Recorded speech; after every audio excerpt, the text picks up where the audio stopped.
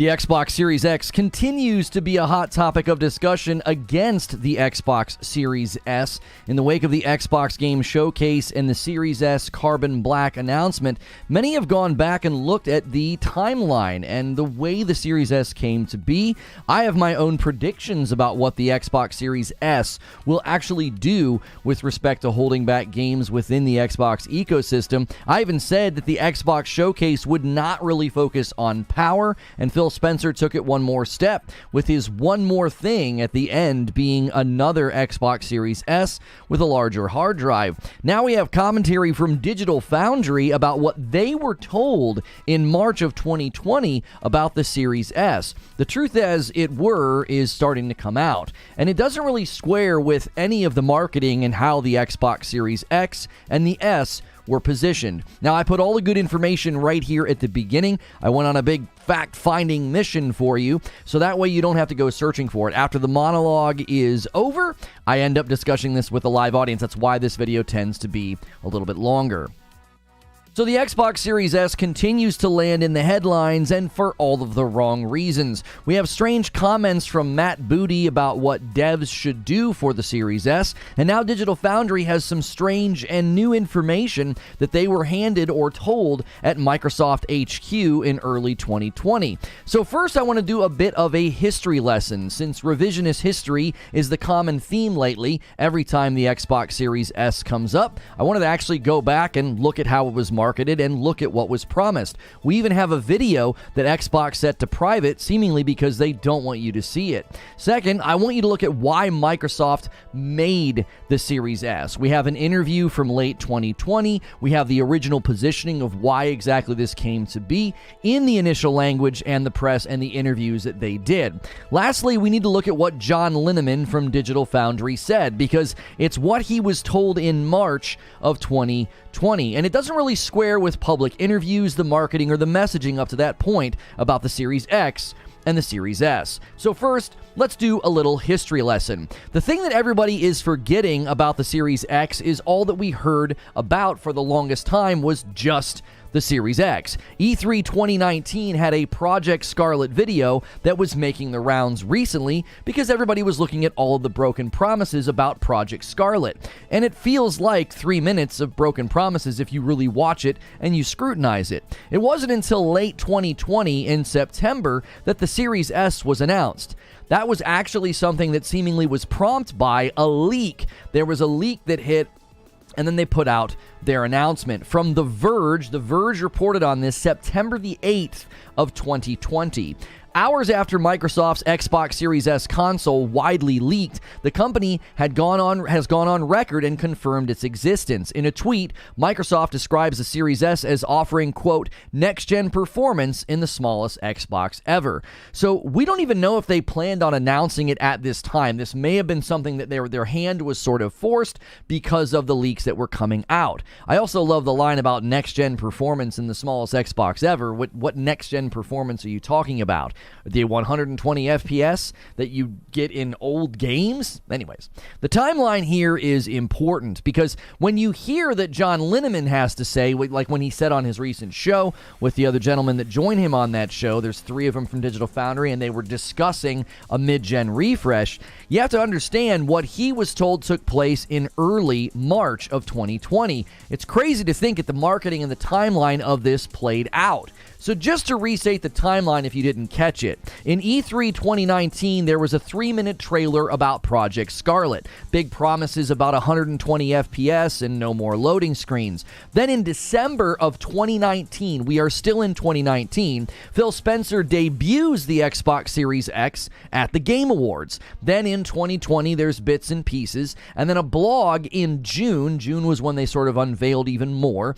They had a blog entitled Everything You Need to Know About the Xbox Series X and the Future of Xbox So Far.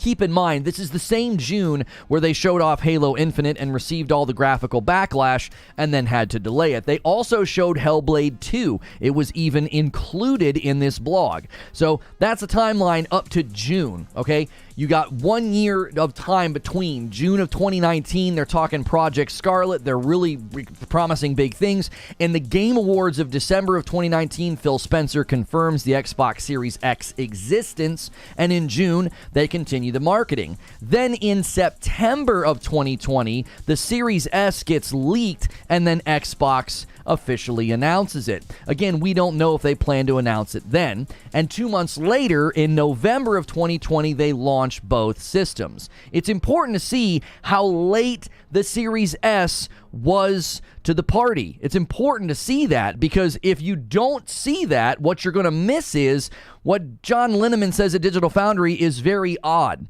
You've got to remember all of this in light of that, in light of the timeline, that in early 2020, he hears this.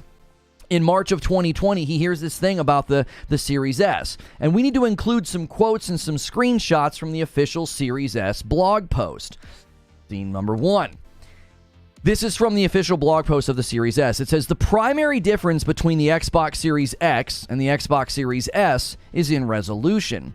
Through talking to our customers, we found that many of our fans prioritize frame rate over resolution, so we wanted to build a console that didn't require a 4K TV. Xbox Series S delivers approximately 3 times the GPU performance of the Xbox One and was designed to play games at 1440p at 60 frames per second with support of up to 120 FPS. So there's a lot to unpack here in light of all of the hand-waving and the obfuscating and the rewriting of history that so many Xbox fans try to do when the Series S comes up. First, they readily admit that some fans prioritize frame rate over resolution. Really? You don't say. People really want high frame rates after Project Scarlett, trailer promises up to 120. I don't even think they said up to 120 in the Project Scarlett trailer. Almost all of the marketing up to this point has stressed both 4K and up to 120 on the Series X. Second, this quote claims that the Series S is designed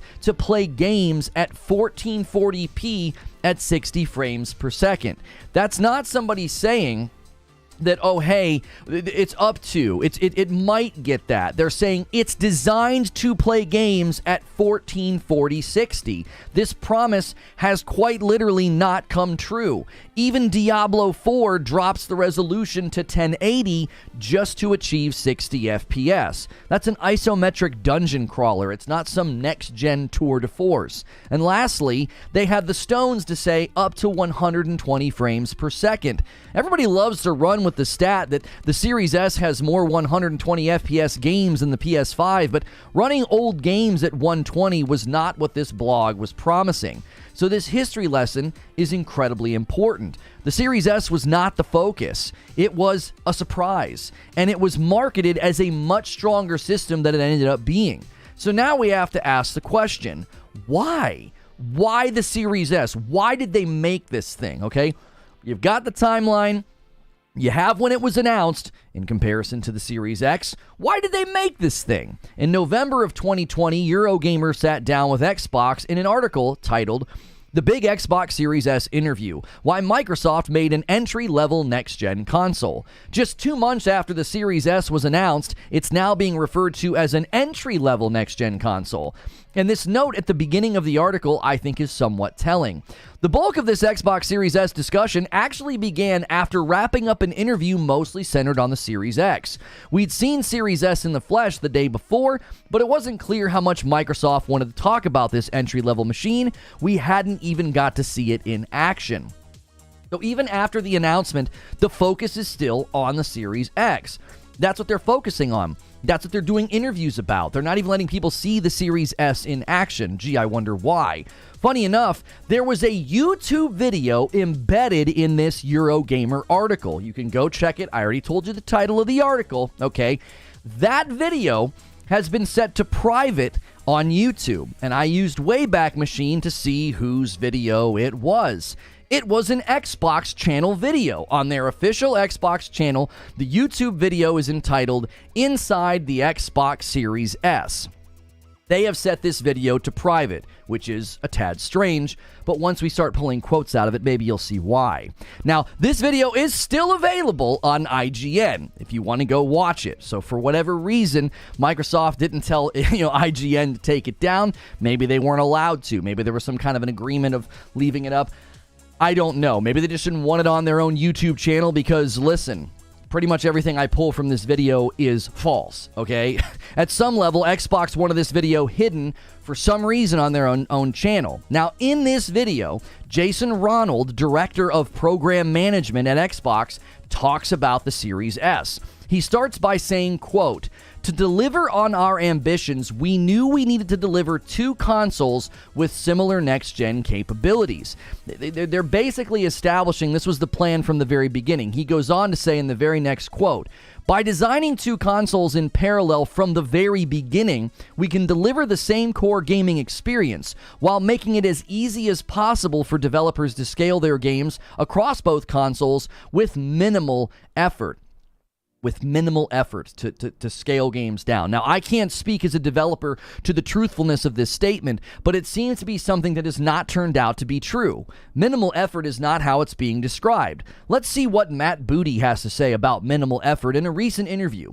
TheGamer.com had the following to say, quote, "The Xbox Series S might be a great deal for gamers, but not so much for developers. This cheaper hardware doesn't keep its price down by omitting a disk drive. It also does it by compromising the performance, giving devs less to work with.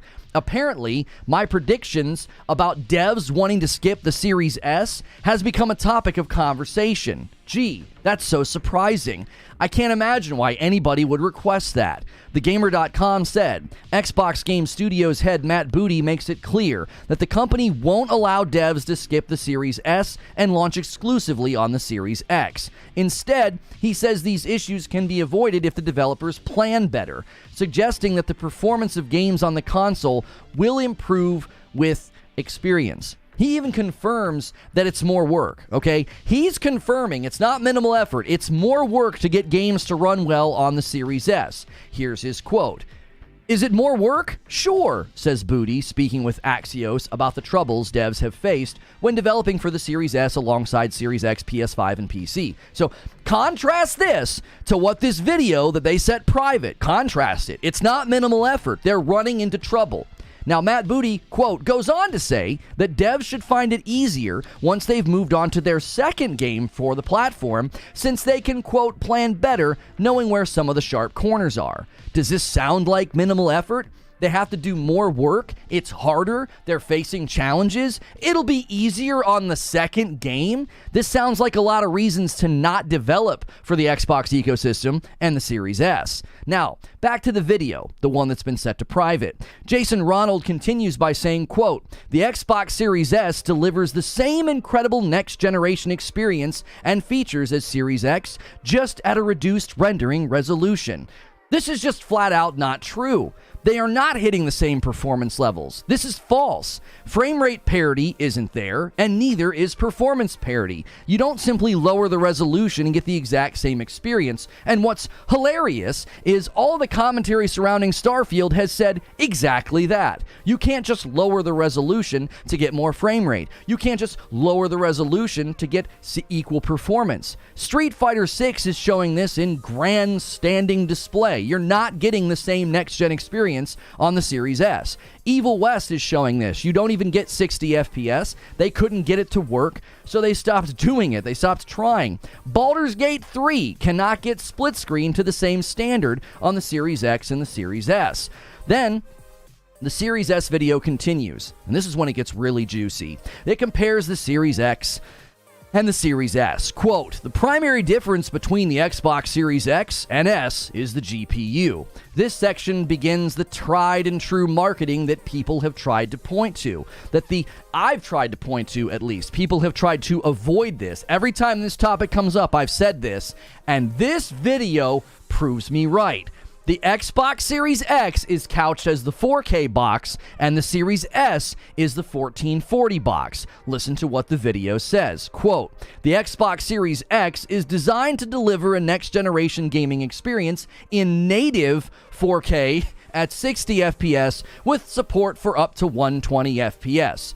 Yes, that's right. He said native 4K. Native! The Xbox Series X is designed to deliver native 4K at 60. First, no game is delivering native 4K at 60. I believe Forza is the only game pulling this off, and I don't even know if it maintains native 4K. I don't know if it maintains 60. There are virtually no other games doing this. This was verbalized as the standard output in this video. It's like, oh, it's designed to deliver in native 4K at 60. Virtually nobody's pulling this off. But wait, there's more. He immediately transitions to talking about the Series S. Quote, Series S is designed to deliver the same great next-gen gaming experience at 1440p, also with support of up to 120 FPS. Again, let me reiterate for the umpteenth time to the people that handwave and revise history. The Series S was never described as a 1080 box. It was described as a 1440-60 box with the ability to go up to 120. Stop obfuscating, lying, and revising history. It's in their own video that they set to private. Listen, you should expect lower performance. You shouldn't expect to get next gen out of this box. I don't know why you're saying that, because Microsoft didn't say it. The other highlight from the Eurogamer article that sent me down this rabbit trail of evidence and quotes from a privated video, Andrew Goosen, a system architect from Xbox, said, and so that was another one of the reasons why we felt that we really had to do Series S at the beginning, because we had to design for the future. Yes, he said the Series S was designed for the future. For the first time, we had to have the entry-level console at the beginning. Previous generations were kind of easy because at the beginning of the generation, you'd make something really expensive, put as much silicon and as much performance as you could get into it, and then you would just ride the cost reduction curves down the mass market prices. That's not there anymore. So there you have it. Their own motivations in marketing just not lining up. A console described in ways that have not come to fruition, and the admittance that this was the plan from the beginning, internally and publicly referring to it as an entry-level console. And what is even more shocking is they were already dealing with the narrative that the Series S would hold things back. Before a single person had this thing in their hands, they were already hearing this. Now, he was answering the question, why not just keep the Xbox One X as the low end, right? Your low-end entry-level console would have been the One X, and then Series X would have been the next-gen jump. So he's answering that question when he says, quote, so we wanted to make sure that there was an entry level at the right price point so that we could really advance the generation rather than hold it back. I've heard that Series S is going to hold back the next generation, but I actually see Series S advancing it, because by doing Series S, we will have more games written to the characteristics of the next generation. So they anticipated, and were already hearing, that the Series X was going to hold the next generation back, and they saw it as advancing next gen. A weaker system with 8 gig of usable RAM was going to advance next gen. That's who sold you that box. A box that's running games at dynamic 1080 to hit 60 FPS. That's advancing next gen, right? Old gen performance. Bewildering logic here. One last little tidbit I found interesting, and is possibly why we keep hearing about the Series S having more 120 FPS games than PS5. This little tidbit from the Eurogamer article. Quote, so one thing we did is we designed the Series S to enhance the Xbox One S games in a way that the Xbox One X can't. We made it easy for existing Xbox One S games to be updated to run with double the frame rate when played on Series S as well. When games are updated, existing games can query to determine whether they're running on the new console, and in terms of the performance, the Series S provides well over double the effective GPU and CPU performance over the Xbox One. And in fact, the Series S GPU runs the Xbox One S games with better performance than the Xbox One X. Does this sound at all like quotes from the private YouTube video about inside the Series S? delivering the next gen experience with just lower resolution than the Series X? No. It was designed, listen to what he said. The Series S was designed to enhance Xbox One S games. That's the system that you bought. The Series S GPU runs Xbox One S games with better performance than the Xbox One X. You bought an upgraded One X. That's what you bought. You didn't buy a next-gen console. What an amazing selling point for a box that promised the same next-gen experience as the Series X, just at $1,440. This is mixed messaging. This is literally during the launch month of the console this man is saying this, in the wake of videos bragging about performance and power. But just one more little quote is telling. A nice bonus that we've previously revealed is that all of the 4K enhanced Xbox 360 titles for the Xbox One X will retain some measure of their improvements for the Series S. So they're talking about Xbox 360 games getting bumped to 4K. With the full-fat Ultra HD experiences for the Series X only, Series S users will get a 1440 upgrade. Think about what this quote just admitted to you. Xbox 360 games can't even give you 4K on the Series S. They go to 1440. You can't get beyond 1440 on the Series S with Xbox 360 games. This is in an interview in November, the launch month of the console. Now that I've taken you through all of this, it's time for the spark that set me down this fire chase, on this fact-finding mission, finding privated videos and quotes about the Series S that just flat out didn't come through. True, we have Digital Foundry. Digital Foundry has a clip that surfaced on Twitter from a recent episode. John Linneman from Digital Foundry said, quote, "Microsoft told us the Series X is their mid-gen refresh.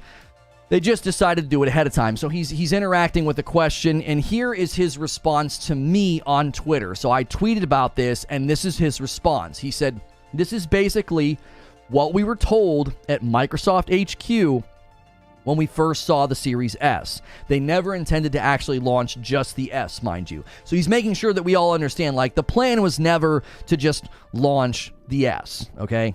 That was never the plan. So they saw the Series S in March. Again, remember the timeline that I outlined for you. In the middle of 2019 is Project Scarlett. Video Game Awards 2019, they confirmed the Series X. In June of 2020, they're talking about the Series X. But in March, before that, in March, Digital Foundry and others from the press saw the Series S. And this is what they were told. Now, he claimed in another tweet that it was March of 2020. Some guy was asking him about when it took place. And this is what the full quote of the video goes on to say. The Series S is what they consider the standard machine. That's John Linneman talking. He goes on to say that the Series X is a great box. They're waiting for it to be truly utilized by developers so that it can come into its own. Then Richard Ledbetter chimes in and he says that they basically made the Series S and the Series X to sort of replace the 1S and the 1X. So 1S and 1S are the old gen, and then Series S, Series X were sort of supplantations of those, like supplanting them and replacing them. Now, this was all in response to, will Xbox do a mid-gen update?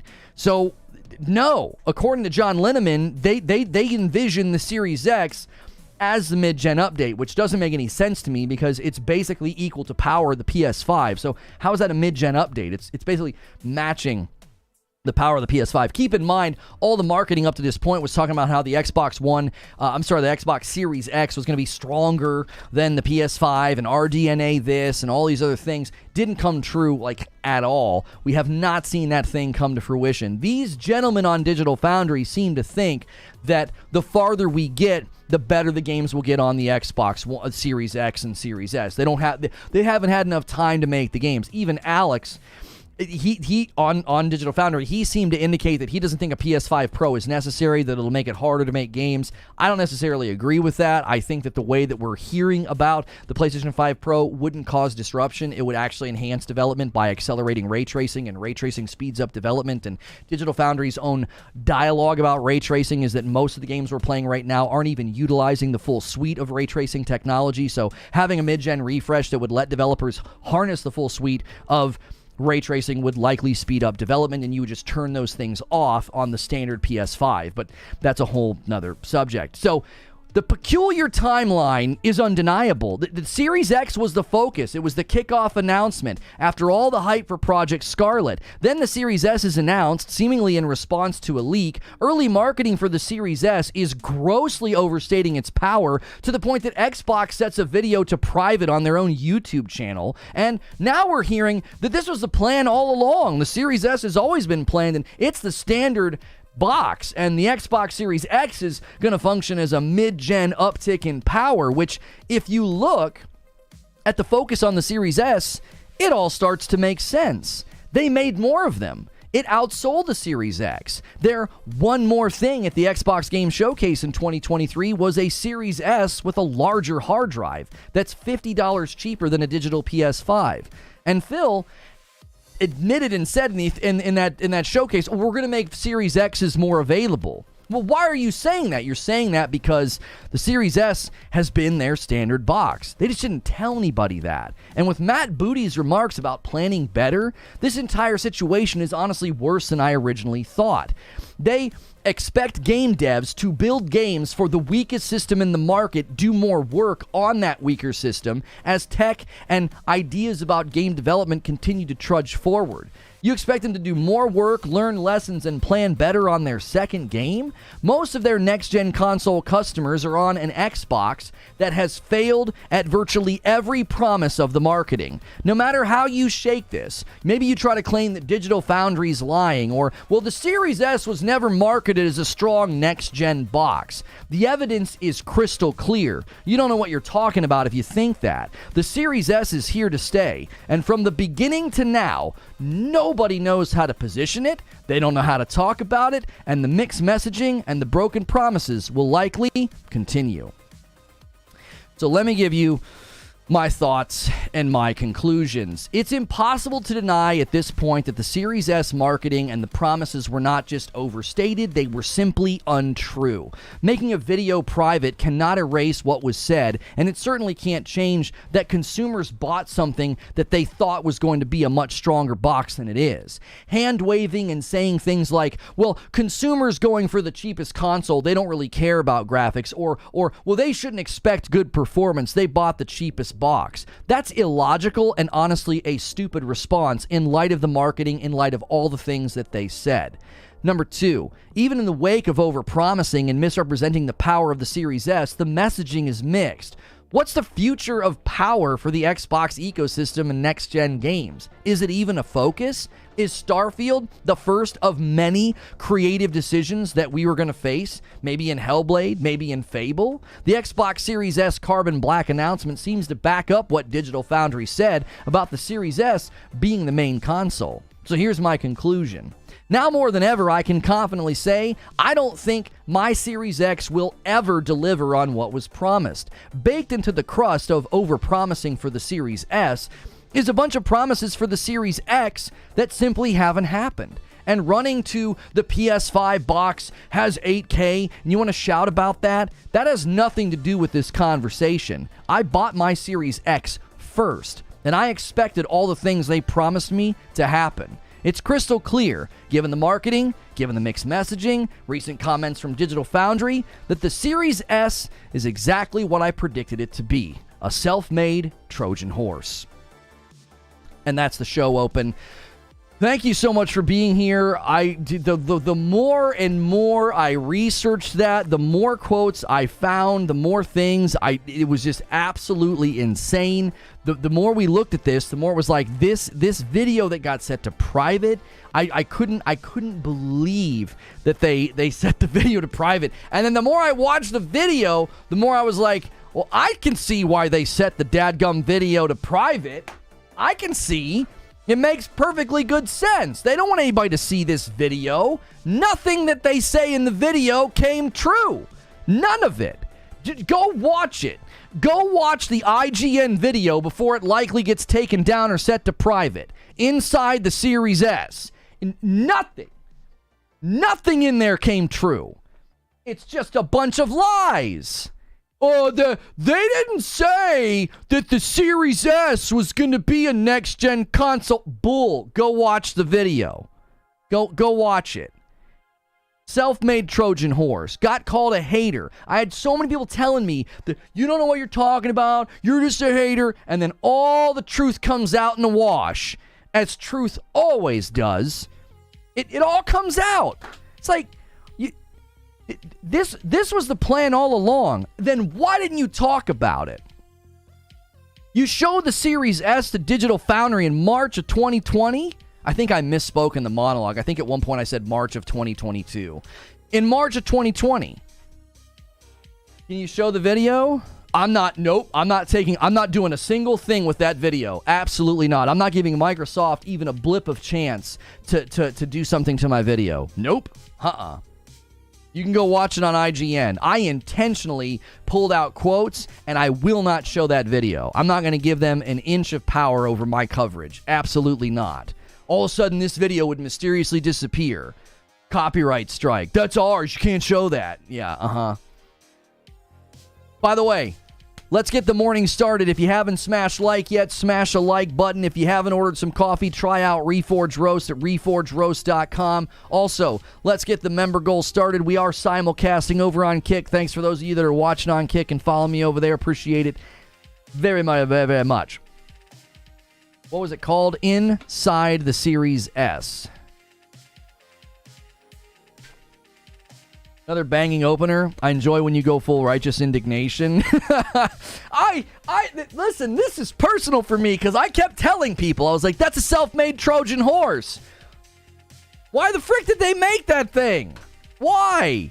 Why'd they make it? Is there a link in Discord? No, I mean, I can provide you one. There it is. First gifted member of the day. Can always count on DK Baker to bring it. Stone Spire says the truth shall set them free. Thank you for the $2 super chat tip. Henry Heck says, I'll jump on this single gifted train, and he gifts one. Second gifted member of the day goes to Bradley. Did I miss anything during the show open? I did. Game Trailers with a $2 super chat tip says, you fake news Series S is a good system. Yeah, sure. Maybe watch my show open in slow motion. Wrong camera. Watch my show open in slow motion. Maybe you didn't hear everything I said. Maybe. I tried to time the turn. I messed it up. That would have been so good, right? If I'd have timed the turn. If I'd have turned back to main cam at the right time. Watch a show open in slow motion. Billy with the month. Series S, my favorite topic. Don't watch then. Gifted member from Ryan. Gifted member from Lord Horde. 2 more gifted members coming in. 4 total on the day already. Joker Quinn sets up the layup. That's 5 gifted members.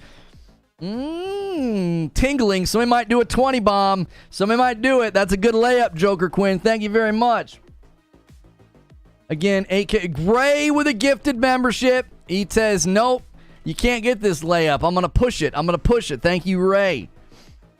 Again, 8K means it can pass through an 8K signal. Neither company lied. Dumb people just fall for marketing shenanigans. I didn't focus on 8K, so you're not interacting with my monologue. I mean, if people want to invoke the PlayStation 5 box, it is superfluous to this discussion. It has nothing to do with the Series S marketing. You're just hand-waving and doing red herring fallacy. 8 gifted members total on the day as Ron M drops one, as Lorenzo drops one. It's a single gifted member train. Jump on. Y'all are the best. Another one coming in from Jose. Sets it up to 9. Thank you so much. Listen, you can run to the PlayStation 5 box. That has nothing to do with this video right here that Xbox doesn't want you to see.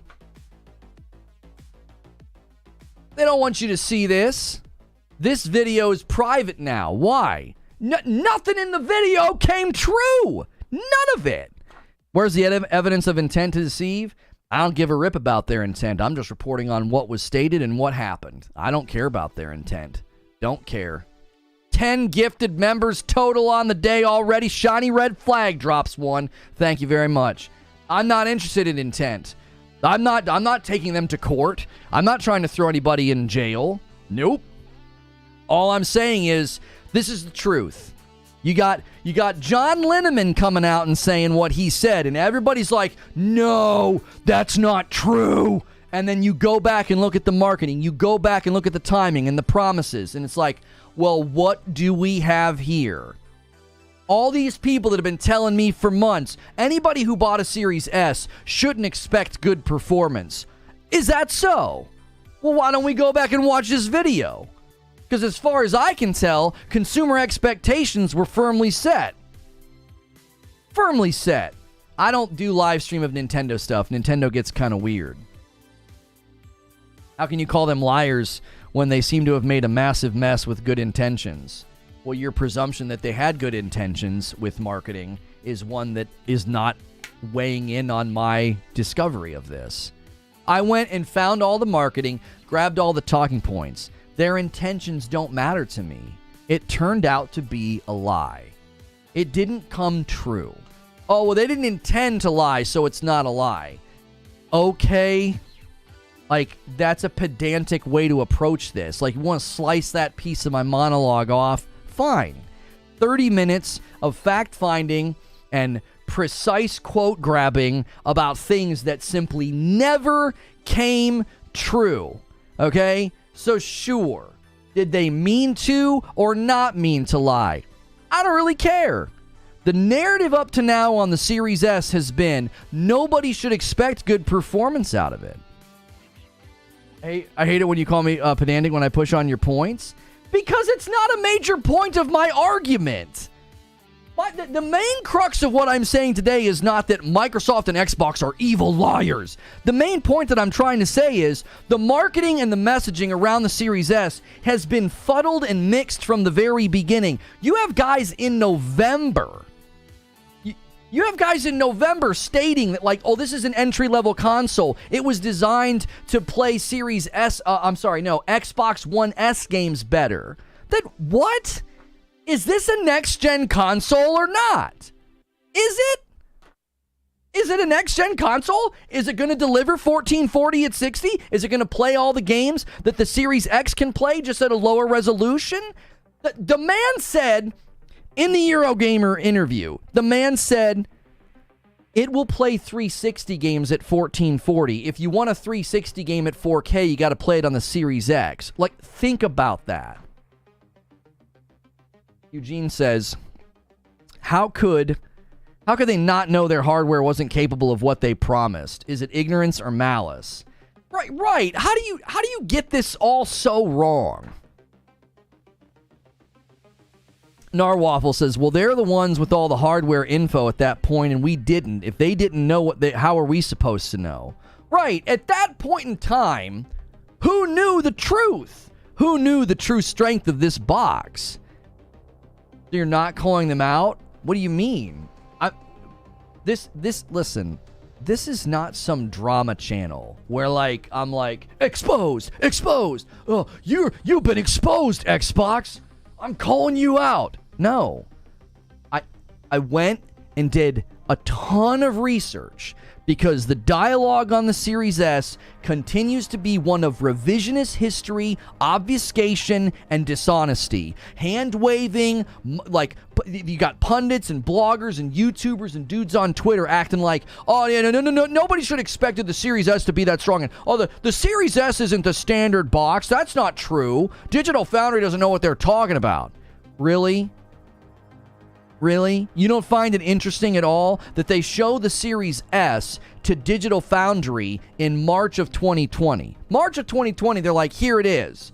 This is we've basically already made our mid-gen upgrade. We're going to hit the ground running with an entrance-level console and the Series X. That's what we're going to do. That's what's coming, okay? They don't say anything to you about the Series S. It's never talked about, never mentioned, not a whisper. And it gets leaked in September. 2 months prior to the launch of the Series X, the Series S gets leaked.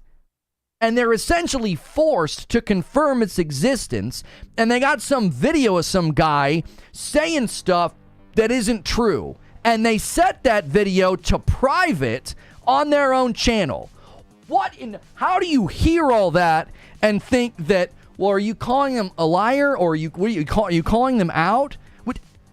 I run all that down for you, and that's the thought process? That doesn't make you think anything weird's going on. It doesn't raise your eyebrows. It doesn't make you curious. It seems like they had marketing plans for this that was mixed, confusing, misleading.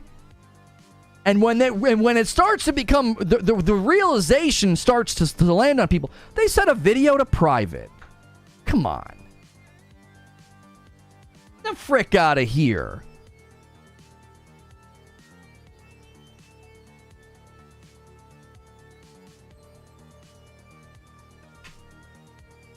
Stop defending the Series S. Stop pretending that the marketing didn't make all these promises. It's easier to admit they made promises that didn't come true. They should have just shipped the unit with 32 CU RDNA cores and 12 gig of RAM. It would have been easier to make games for. FCat says, Xbox One More Thing made me buy a PS5 digital. Right? Right? Like, here's our one more thing at our Xbox showcase. A Series S with a larger hard drive? And listen, go back and watch my Xbox Games Showcase prediction stream, okay? Go back. I said in that thing, they're not going to focus on power. Why? Because of the Series S. Because of the Series S. They've sold too many. It's the primary console for that ecosystem. They can't focus on power anymore. That thing has been exposed for what it is. It's a potato. And then John Linneman comes out and says, well, when we were at Microsoft headquarters in March of 2020, yeah, they said this was the standard box. They already had a mid-gen planned. And everybody wants to go at him and act like what he's saying isn't true. The evidence is as clear as crystal. This is their standard box. That's the one they're saturating the market with.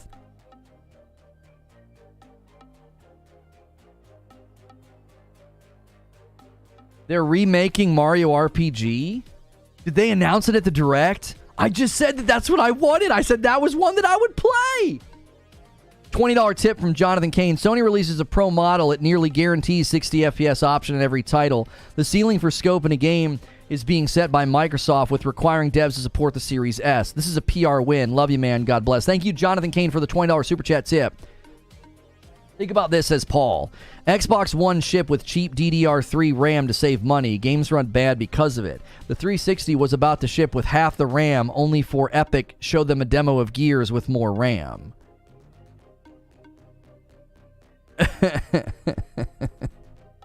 My kids. Who tooted? Whoever smelt it, dealt it. Got him. My daughter. She got him. She got my son. That's excellent. Good to see you in the chat feed. I see you. Good to see you, feed.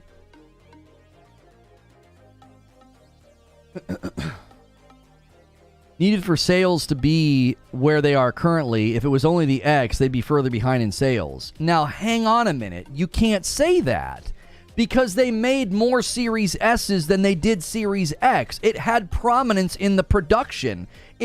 Think about it. Now, if they ran into some kind of a material shortage and this was their only option, okay, they didn't really say that. They talked around pricing of silicon and 7 nanometer this versus this nanometer that. I was like, I'm not interested in all that. What in the frick are you talking about? Why did you make this box? And the guy spelled it out. He was like, yeah, we used to be able to just shove out a really high price item and then ride costs down. I can't do that anymore. They needed a low-cost entrance point. How many people did that lie sell, said Eugene. I almost bought one because of that lie. Yeah, Eugene says the most damning thing out of the marketing was positioning the Series S as solely being a drop in resolution. You simply cannot watch that video. This video here that has been set to private inside the Xbox Series S, you can still watch it on IGN. You cannot watch this video and conclude, yeah, it was just an accident. This is just an accident. No, they say things in the video that are simply not true. What games were you testing, by the way? What games? You know what? You want to know what's really shocking? It's almost like what they did with the Xbox 360 games. Was that their test case? Was that their? I bought 2 because of that lie. I bought that lie. I spent money on the Series S. I barely use it now. Yeah, you got a guy in a video. It's been seen on Xbox 500,000 times. It's been seen over here 250,000 times. That's a lot of dadgum people who were like, and that's just on YouTube. I mean, everywhere else the marketing landed, it's the 1440 box. This box can get up to 120 frames per second. Truth comes out. No, this was viewed as an entrance level, console. This was viewed as an entrance level console. They needed something in the market at a low cost. And if you go read the Eurogamer interview that I cited, it's very clear that when they're not marketing it and they're just talking about it, brass tacks, it's a super weak system. Even back then when you read the Eurogamer interview, it's like, this guy's talking about 360 games not being able to hit 4K. You can only get that on the Series X. A 360 game? Early reviews of Final Fantasy 16 are in. Let's talk about that. Why don't you let me run the show? And if you don't like it, go somewhere else. I will do a review roundup of Final Fantasy 16 tomorrow and then play the game. I've already stated that. You can't come in here and dictate what happens. Leave if you don't like the topic. Real simple. We cover a lot of things. If you don't like the current topic, you don't have to stay.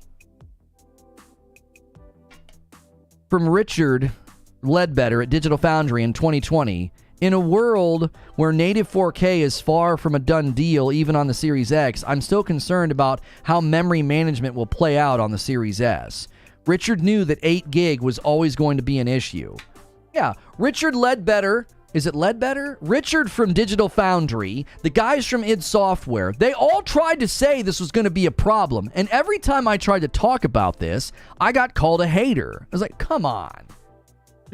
Super Mario RPG remake is real, bro. Looks amazing. Release date November. I can't wait.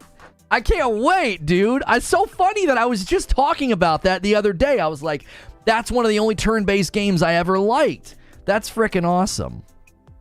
F the Cat says, I paid the $200 difference for no hard drive, Blu-ray player, not less performance and features. Right, that's the thing that gets lost in the shuffle here, F the Cat, is the rest of us that bought the Series X are sitting here with the same broken promises. Series S discussion is so stale. Yuck. Yeah, so are you. So, this isn't just about the Series S. Like, I got a Series X on all these promises. That same video inside the Series S, there's so many things he says about the Series X that just don't come true. Native 4K at 60?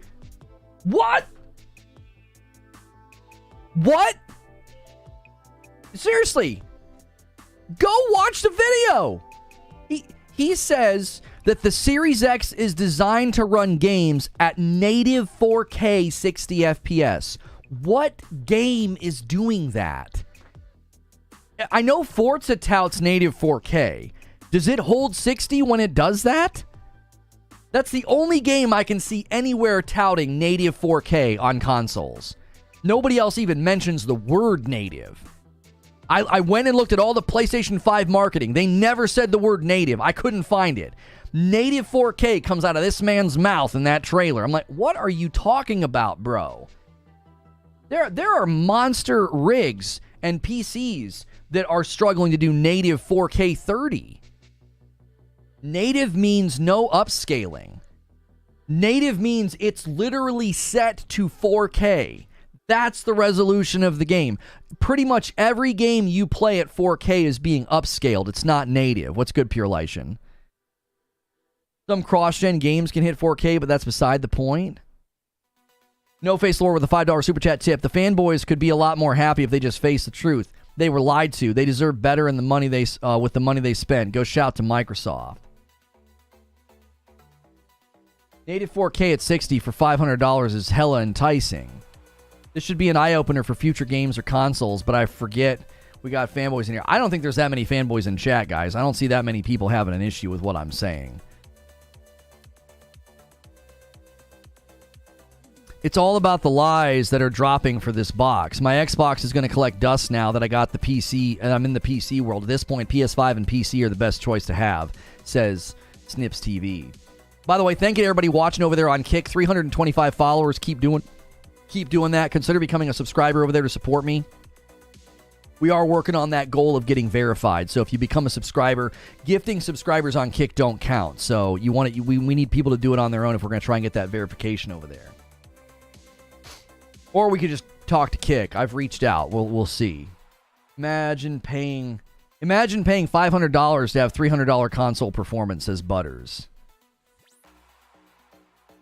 Lono always speaking the truth. You're all facts. Yeah, like, that's all today's show open was. I spent most of the 30-minute show open just reading quotations to you. I'm like, this is what they said. Is that what you got? What's the comeback? What's the comeback? I mean, really, truly. Look, why do you think they set this video to private, bro? They don't want this video on their channel. None of the things that are stated in this video came true. None. You can still watch it on IGN. You shouldn't. Ay. I don't feel like I've had a single promise on the other system that has been like just a flat out broken promise. I haven't felt that at all. I wonder if Microsoft thought they had more time before the Series S started showing its limitations with the new generation. The S came out during cross-gen support period. I think they didn't think that devs working on PlayStation would get that system figured out so quickly. With the focus in interviews talking about how prior-gen games run better on the S, I'm thinking Microsoft thought games in mid-development on the prior gen would be improved on the next gen, if that makes sense. No, that makes sense, Alapark. My man Gaming Forte. Happy with my purchase of the Series X. I bought the console to play D2 at 4K 60, but unfortunately Xbox sold the S on promises it wouldn't live up to. Forte, you're my man, and I got a Series X as well.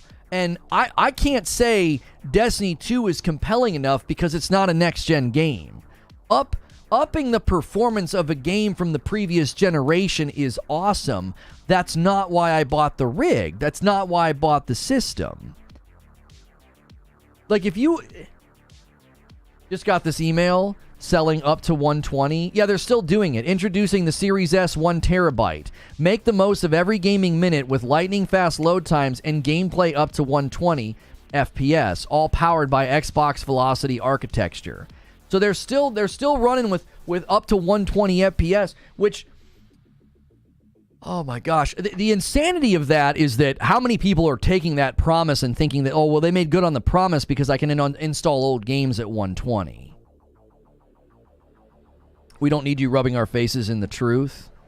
I'm not trying to rub anybody's face in the truth. John Linneman's quote set me down this trail.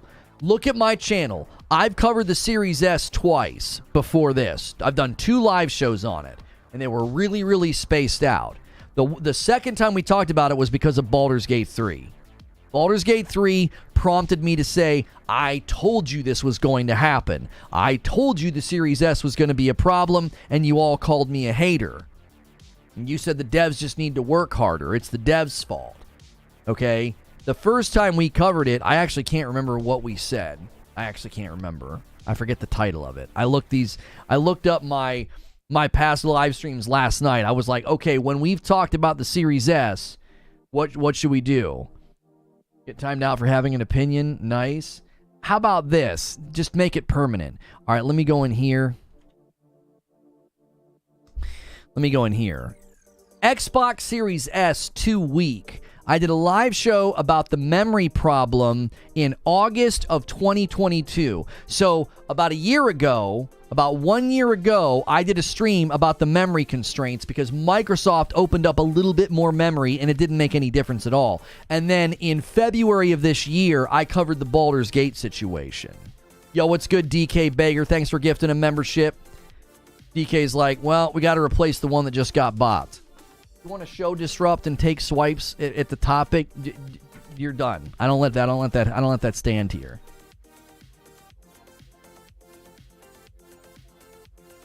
You can be right and still a hater. They're not synonymous. I think you meant to say you can be right and still a hater. They're not exclusive. They're not mutually exclusive. If they were synonymous, being right and being a hater would mean the same thing. The synonym of a word is it means the same thing. I guess, nice attempt. Isn't it funny how Xbox rarely mentions fidelity on their marketing, yet all I've heard recently is frame rates don't matter? Why? What happened with Baldur's Gate? So Baldur's Gate 3 is coming to console, and they will not be able to release on the Series X and the Series S when it lands on PlayStation 5. And so people were like, what's going on? Is this a timed exclusive? And they came out and said, it's not a timed exclusive. They said, we cannot get split screen to the same standard on the Xbox Series S and Series X. So they basically came out and said the Series S, and people were like, they didn't say it was the Series S. How do you interpret that then? I don't know. How else do you interpret them saying we can't get split screen to the same standard on the Series S and the Series X? What's the problem? Is it the architecture of the boxes in general? What if you're Sherlock Holmes and you're trying to figure out what they meant by that? You know, you're combing over it. I don't know how else you could see it. Yo, it's good, Veter. Eugene says, Donnie, what's interesting is we tried for hours yesterday to see if Sony ever made a promise like Microsoft did in relation to frames and resolution, and we couldn't find a thing. Yeah, we literally in the Discord were researching this. I was like, I literally said, I was like, did PlayStation ever promise native 4K? Because Microsoft promised native 4K on the Series X. They said that the only difference would be rendering resolution, that they would just drop the Series S to 1440. I watched the video. OMG, you're right. Yeah, that video on IGN, I don't know. It's not long for this world. That that video gonna go poof just like the other one. They're like, hey, take that video down. That video is not supposed to be up anymore. We said a bunch of things that aren't true. Brother, I would keep the exact same energy if PlayStation set a video to private with a bunch of broken promises in it. I would do the same thing. Synonymous having the same meaning of another word. Yeah, I know. You didn't use it correctly. You said you didn't use synonymous correctly. What you meant to say was you can be right and still a hater. They are not synonymous. You're basically saying I can be both, as in they're not mutually exclusive. You can be both of these things. Your statement was, just because you're telling the truth doesn't mean you're not a hater. You don't even understand the point that you were trying to make. Good golly. Sony said that they wanted a console to be easy to develop for. Check. Series S early adopters are scratching their heads after the new Series S announcement. In what way, PL? Smash the like button, y'all. Cryptopsy says there's almost 800 people here. Why don't we have 400 likes yet? If IGN takes it down, I'd question even more their integrity. I'm telling you right now, I can't believe the dadgum video is still up. I can't believe it's still up. It blew my mind. Like, I literally went to the Eurogamer article. I'm watching this video of this guy talk, and I'm like, what the heck? I was like, none of this is true. It blew my mind. And I clicked on watch on YouTube, and it said this video has been set to private, and I was like, what?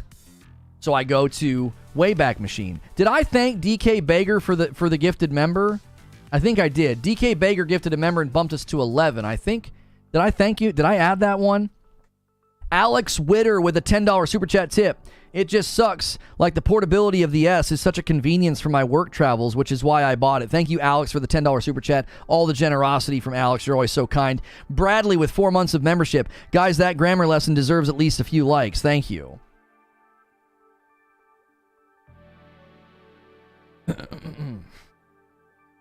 Sometimes I use words I don't understand so I can sound more photosynthesis. That's good. That's a good joke, Dan. I wonder why Xbox made it private and didn't just remove it. Right. I used Wayback Machine. I was like, because this is what I was thinking. I was like, maybe it was a Eurogamer video and they were only allowed to run it for a limited time or something. I was like, what? So let me just go to Wayback Machine. Let me see whose video this is. So I load in the URL to the video that's been set to private, and sure enough, this is what pops up on my screen. You can't find this video on the Xbox channel right now. It's gone. It has been set to private. I don't know why you would do that. Why would you take a video with 500,000 views and set it to private? A video with 500,000 views? Are you kidding me? That's great for discoverability. It's great for people searching for the Series S. This is wonderful SEO power on YouTube. You don't take a 500,000 viewed video and set it to private just because you're like, yeah, well, enough people have seen it. I mean, marketing. We don't want too many people to see our marketing. I mean, that's not really the goal of marketing your product. We want to keep things at a more lower scale.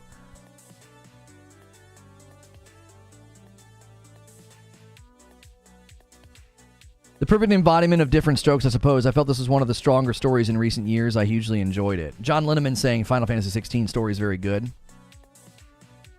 What third-party devs are avoiding the Xbox? Prosy. There's a handful. They're mostly Japan developers, Japanese developers, and that makes sense. I'm not going to try to use that as a smoking gun, okay? What's good, Pob and Dolphins?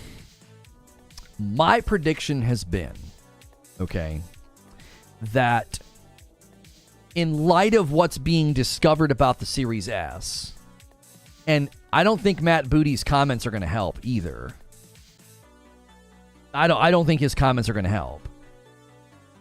Imagine hearing Matt Booty of Microsoft acknowledge it's harder to get games to run well on the Series S after the promise was, oh no, yeah, it's minimal effort. It's very easy to scale down from the X to the S. They literally said that in this video. This video that's been set to private not only made promises to consumers, it made promises to developers. Oh yeah, it's real easy, minimal effort to scale your game down. Now we're hearing it confirmed 3 years into the life cycle of the box that, oh no, it's harder, sure, but you can plan better on your second game.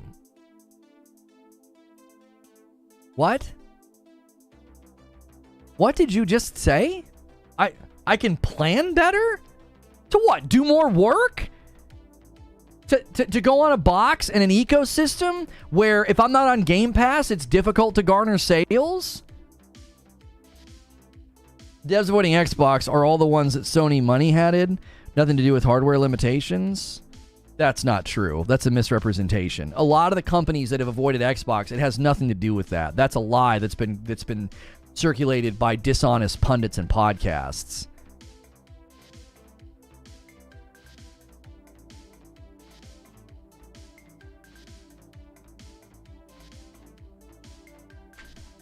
Layman's terms, I said it's not synonymous. Hater and being right. They do not mean the same thing, which is why you can be a hater and right.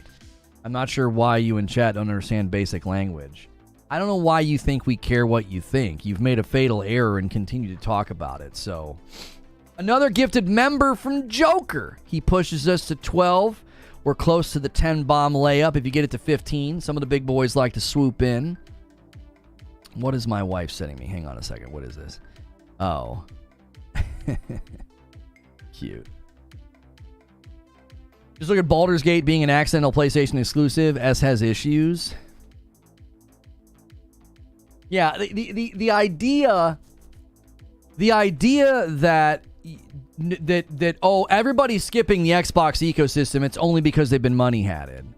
Devs scaled Witcher 3 and Arkham Knight down for Switch, so these devs have zero excuse for Series S. You're right. You're entitled to their game. You're entitled for them to do more work. You're right. Yeah. I wonder why companies were willing to downscale games for the Switch. I wonder what the difference is. Maybe if we look at how well Street Fighter 6 did on the Xbox, might make sense as to why companies would be willing to downscale their games for the Switch. Not to mention, I'm fairly certain a lot of the times companies do that, it's running on the cloud. So you might want to do a little bit of research into the games that are actually being brought to the Nintendo Switch that seemingly shouldn't be running over there. A lot of them are running on the cloud. And last I checked, Witcher, Switch, Metacritic, I don't think games going over there and doing that have been doing that well, but I believe The Witcher did well. Yes, The Witcher did well, 85, 84. So The Witcher is one of the first ones that's running well enough over there to get good scores. A lot of the games that have gone over there that are running on the cloud have terrible scores. Yo, what's good, CT Unicorn? Good to see you. The point is, there is no technical limitation. So you just say things that are false? Is that what you're doing today? Jaffe the incompletionist? That's not Jaffe, by the way, guys. You're just saying things that aren't true. So the third-party companies are only avoiding Xbox because they've been money-hatted by Sony. That's a false statement. That's a lie. That's not true. The point is, there's no technical limitation. That also is not true. Go for 3. Go for 3. I dare you. Just go for 3. Put a third lie in my chat. Right? People from Philadelphia are Phoenicians. Like, just type something else in the chat that just isn't true. There's no technical limitations. Those games are native on Switch. I wasn't speaking specifically to the ones running native on Switch. I was saying games were coming to the Switch on cloud and weren't faring very well. So it makes sense that teams were willing to do the extra work to actually, I was going to say monetize, optimize games for the Switch. Why? What's the biggest difference between the Switch and the Series S? People buy games on the Nintendo Switch.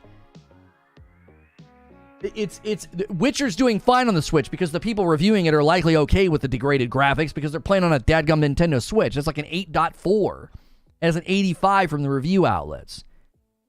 They got Doom to run on the Switch. Not true because you say so?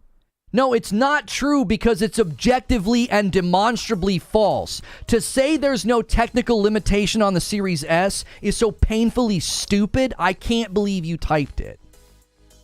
It is so, it's painfully stupid. It's embarrassing that we're having this conversation. It's embarrassing. There's no technical limitation on the Series S. Sure. And yet, why is Matt Booty taking questions about the challenges of developing a game and getting it to run on the Series S? Why is he tabling that question? Why didn't he simply say, well, according to Jaffe the Incompletionist in YouTube comments, there is no technical limitation. I don't know what you're talking about. They don't have to do more work. That's not what he said. He said, well, yeah, but they can plan better on the second game. He literally concedes the limitation. He concedes the extra dev time. Stop saying things that aren't true. You're wasting my time. And you're wasting everybody else's time. Typically, I wouldn't even acknowledge it, but you're somebody that's here on a regular basis, and you got a long-standing member badge. Like, You're wasting people's time just saying stuff that's not true.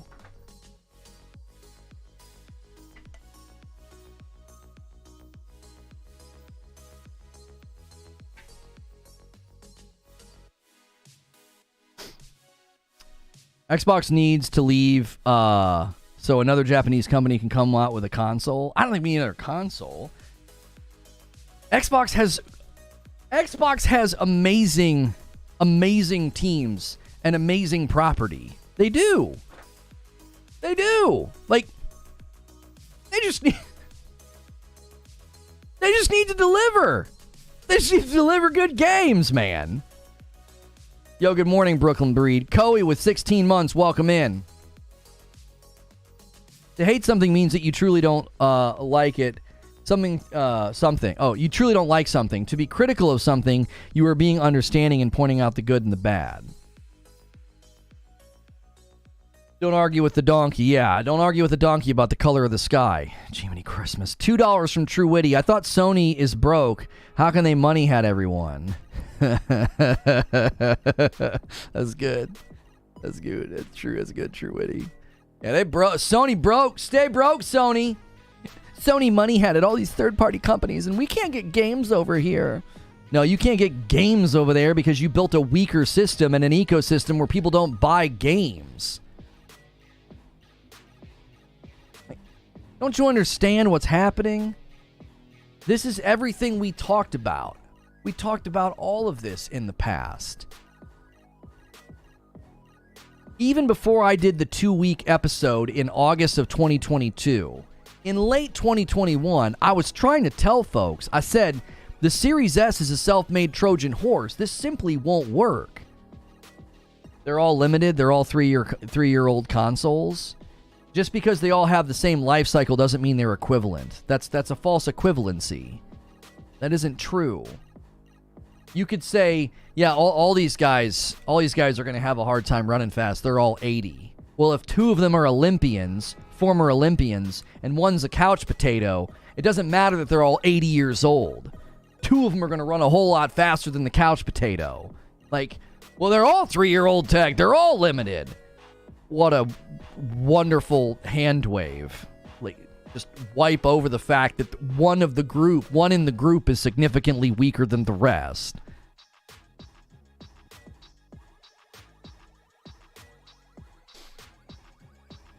Now, the interesting thing that came out of the Digital Foundry video where they were talking about this is actually an interesting observation that Alex made and John Linneman supported.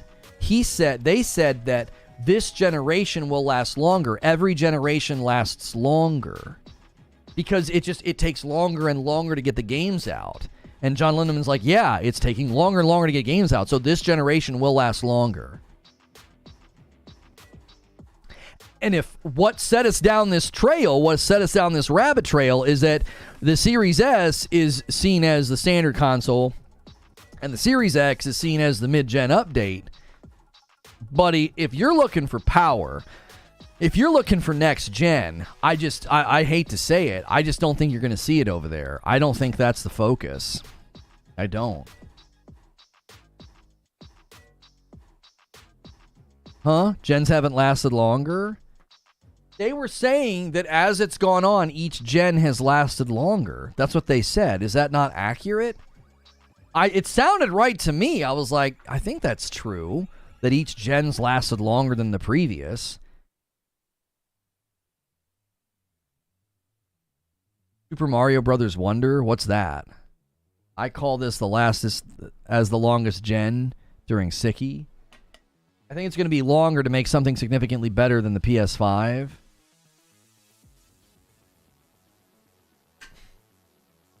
Yeah, I mean, the PS5 Pro is rumored to have accelerated ray tracing. I think they're trying to meet developers where they are. I don't think they're trying to create some system that's going to blow the standard PlayStation 5 out of the water. Its usual 7 years. They seem to be under the impression at Digital Foundry that this generation is going to last much longer than the previous. Why don't gamers play Sega games backwards? It takes ages. Hellfire with a 9-month renewal and it's a VIP. Seems Sony and Square Enix is more than what we know. Jim Ryan doing a video during Summerfest for Final Fantasy 16 seemed weird. I think Sony would have a deal to purchase Square Enix or will be depending. No, there's no reason to buy Square Enix. They're partners at this point. Why would you buy them? Why would you take on that cost? There's no reason to put that capital up and take the risk. Just let Square Enix keep making great games for your system. New Mario game just announced. Back to 2D side-scrolling, crazy power-ups. Awesome. PlayStation 1 to PlayStation 2 was 6. PlayStation 2 to PlayStation 3 was 6. PlayStation 3 to PlayStation 4 was 7. PlayStation 4 to PlayStation 5 was 7. Okay, so it wasn't drastic, Eugene, but it was 6. Then it was 7. They're saying this gen's going to be longer. So it was only by a year, but I think what they're saying stands from your research there. It went from being 6-year generations to 7-year generations, and they're saying this is going to be longer. This is going to be 8 or more. I actually think they're correct. That's just release dates. The PS2 gen was much longer, and arguably PS4 gen is still going.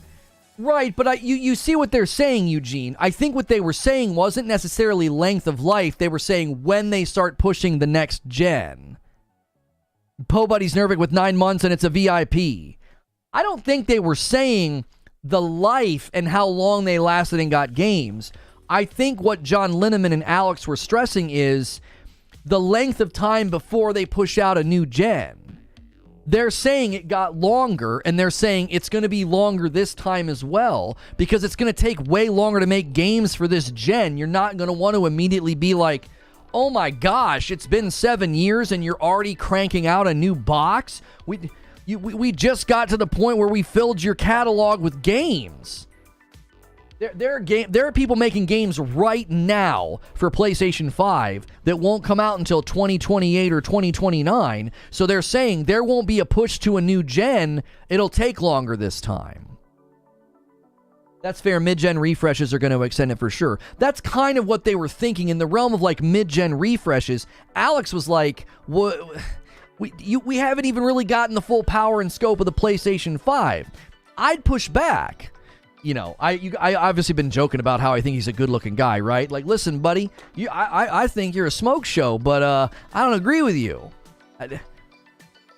We got Final Fantasy 16s in the market right now, claiming that it's going to display the power. It's at the ceiling of power of the PlayStation 5. I don't think there's a bunch of new tricks to learn. I don't. I don't think we're in some weird holding pattern like in the next 3 or 4 years, we're really going to see games blow the doors off.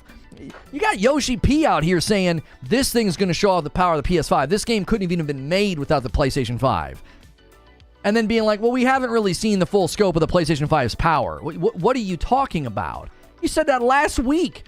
Final Fantasy 16 launches tomorrow.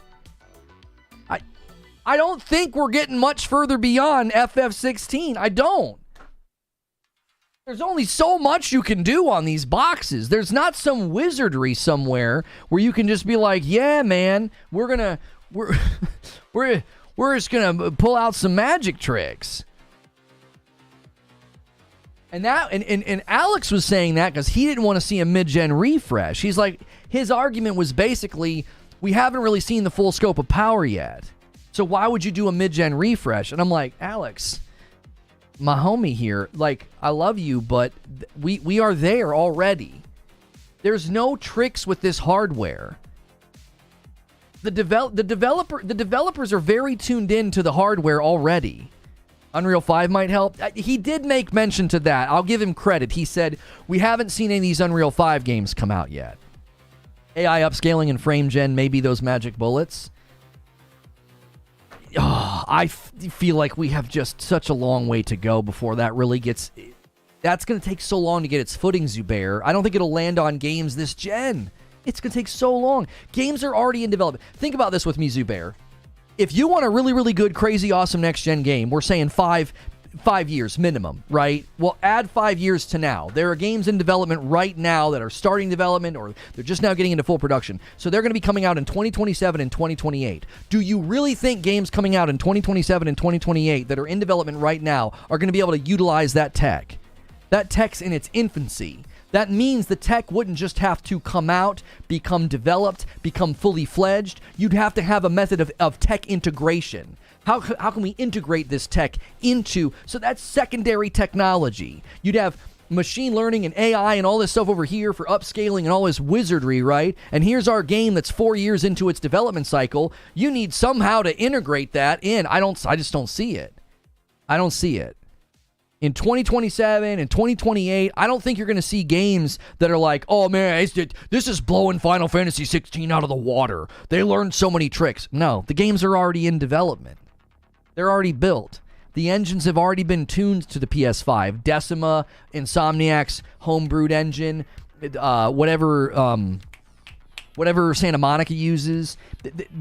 We're not getting beyond where we are now by any grand stretch. I don't think so. Super Mario Brothers Wonder is coming October 20th. It's a new 2D Mario game. Oh my gosh, it looks awesome. Does it have any kind of co-op, or is it just straight single player? The AMD solutions and the chips in the consoles are AMD, is all software. NVIDIA's solution needs special hardware, so that's likely what Nintendo will use. Did you say solemn? I think the mid-gen console refresh isn't going to go above current resolutions nor FPS. I think it will only lead to more stable and more consistency in current performance showings with less 30 FPS. I fully agree with that. This is what I think you're going to get out of a PS5 Pro. The reason we're on this subject, you're talking about the Series S. Why are you talking about a PS5 Pro? What set us down this rabbit trail, let me give you a bit of a recap. Make sure and smash the like button if you're enjoying the conversation. There's 800 people here. We should have well over 400 likes. That helps out my video. It helps more people find it. Consider becoming a member. Don't sit around and wait for a gifted. Become a member yourself. Click that $, $5. Every 25, I give 5 back as a thank you. And we do members-only stuff every single day, okay? Oh, it does have 4-player co-op. Yes. Yes. Okay. So, the reason that we're talking about a mid-gen refresh on the PlayStation 5 is because the Series S, we went down this rabbit trail because Digital Foundry was talking about what's the mid-gen refresh going to look like for these consoles. And John Linneman, the one on the podcast who wears the glasses, not the older gentleman with the glasses, that's Richard. John's usually down in the corner, glasses, and he said that Xbox views the Series X as their mid-gen refresh. The Series S is seen as like the standard model. That's what he was told in March of 2020 when they were at Microsoft headquarters, okay? So we started talking about PlayStation 5 mid-gen refresh, and people started talking about the power of the PlayStation 5 and the games we're going to be getting, and Alex, the other guy in the podcast, the other younger guy, he's like, I don't think we need a mid-gen refresh on the PS5. We haven't really seen the full scope of the power of these boxes. We haven't really seen these Unreal 5 games, and he'll have his wish this year, I think. Right? In your view, nothing will look better than Final Fantasy? I'm not saying nothing will look better. What I'm saying is you aren't going to see anything like blowing it away. You're not going to like... So basically the mindset is this. Typically when you would get late generation, the games would look crazy better than the games that came out early. And my contention has been for a very long time, and I've been disagreed with on this strongly, and I'm holding my position. I am not budging. You will not see games on the PS5 late in its life cycle. You will not see games that are blowing God of War Ragnarok and Final Fantasy 16 and Horizon Burning Shores. You will not see games that are blowing those out of the water. The differences will be marginal. They'll be harder to detect. You're going to be maybe having a fuller suite of ray tracing. You're going to be having maybe more consistent performance. Maybe more performance options. You're not going to see games where you're like, oh my gosh, this makes Final Fantasy 16 look old gen. This makes Burning Shores look old gen. That will not happen. I've been trying to tell people, here's the ceiling of power and performance of the PS5, and we're like right here. We're close to the ceiling. When we get to the ceiling, you will not detect the differences that much. They won't be as detectable. I've made this case 10 times over. I've not been compelled to think differently about this. I haven't been. I don't think there's wizardry coming. I don't think there's tricks coming. The hardware in the PlayStation 5 is fully known and well integrated into development cycles of these companies already. They already know how to squeeze as much as they can out of the box. That's the long and short of it.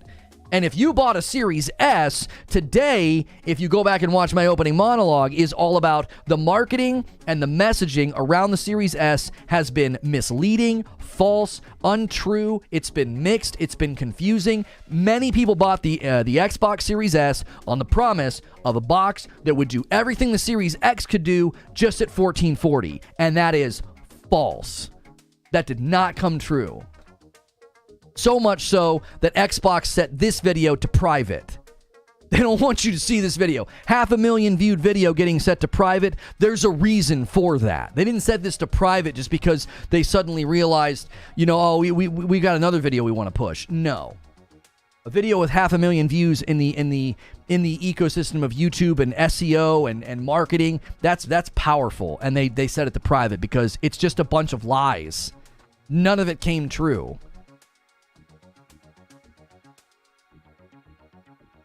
What did I just do? I bumped a button on Kick. There we go. 13 members on the day. Omar gifts one. Give me 2 more singles, man. Set up the layup, somebody. We had a little gifted member train earlier today. Thank you, everybody who has gifted a member to the channel. A lot of generosity today from Omar and Joker and DK Bager. AOZ. I missed your re-up, AOZ. 11 months. I don't think I shouted out these re-ups. SSJ Gohan had a 13-month re-up. It's a VIP. We had AOZ with an 11-month VIP gold. He said they set the video to private. Intentions are pretty clear. It's deceptive. Best show on YouTube. Member up. I'm sorry I missed those. I don't know why I missed those. I must have been in full rant mode. B-Rex Media with 4 months of membership. It's a shame Xbox just can't have a generation where the messaging and the games are good. Thanks for all the work you put in to keep us informed. Listen, if there's one thing I'm thankful for today is chat is not getting uber hijacked by a bunch of people saying nonsense. I put a lot of work into these show opens, man. That took me a long time to research last night. 2 single gifteds, 1 from Omar, 1 from Joker, and then a 5 spot from Alex. That takes us to 20. Oops. And then Omar does another one and takes us to 21 out of 25. And then another one. You guys are doing a gifted member train. Keep it going. Somebody jump on this, man. You can do one at a time. Look at the chat. It's buzzing out of nowhere. Just like that, you guys can spin it up. Omar gifts 1. Alex gifted 5. Joker gifts 1. Omar gifts 1. And Kazumi Kidan. Oh, I had it the other day. Kozumiku Dansu gifts 1. Kozumiku Dansu. I think I'm saying that somewhat right. 1 from DK Bager. Thank you very much, DK. We had a really good member stream yesterday. If you're a member and you've been around since 2020, you really want to watch that one. You guys still trust those early reviews? Ryan comes in with a gifted member.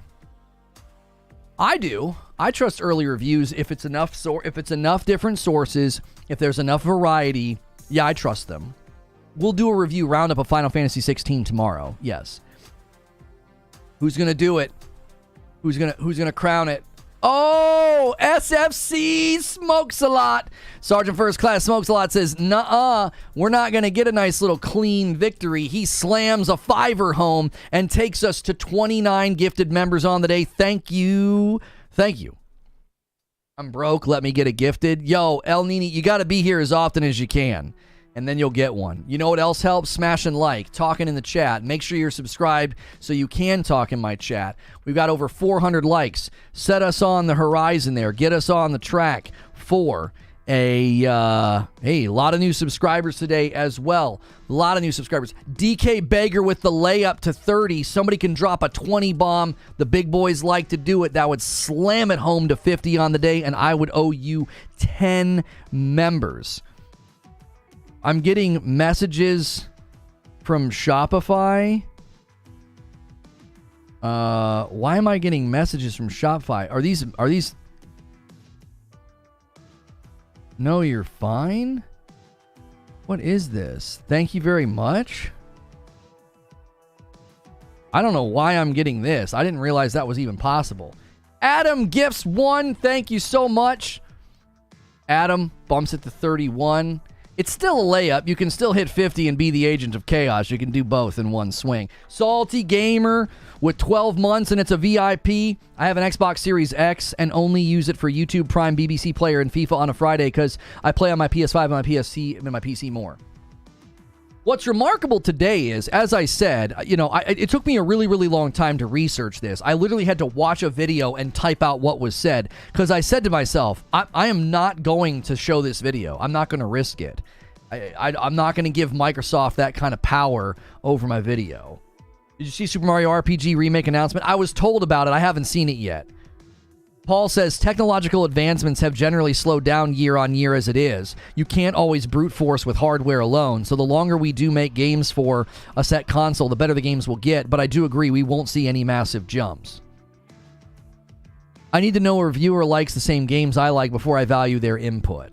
I think that helps, Techno, but I also think when you have a wide gamut of review sources and they're all very different, I think that helps. If you're just tuning in, welcome into Reforge Gaming. I'm a safe for work broadcaster. We do an interactive talk show like this Monday through Friday. I do keep it safe for work. A lot of people subscribe to the channel and then they throw me on in the background like a video game podcast, okay? Today's subject is the Series S. The Xbox Series S, in my estimation, has had mixed messaging, misleading marketing. They haven't made good on their promises. There's even a video on the Xbox channel I found in my research. I had to use a Wayback Machine archive website to find the video. It's been set to private on their channel. So we've been going through that discussion today, discussing mid-gen stuff. You're reading from... I was talking to a customer about their order. Yeah, I don't know why I'm getting emails about that. I don't know. I have any idea. I didn't get a notification for the one order. He ordered it on Friday and I printed today, so that was my mistake. Somebody ordered yesterday, so I printed both those orders last night.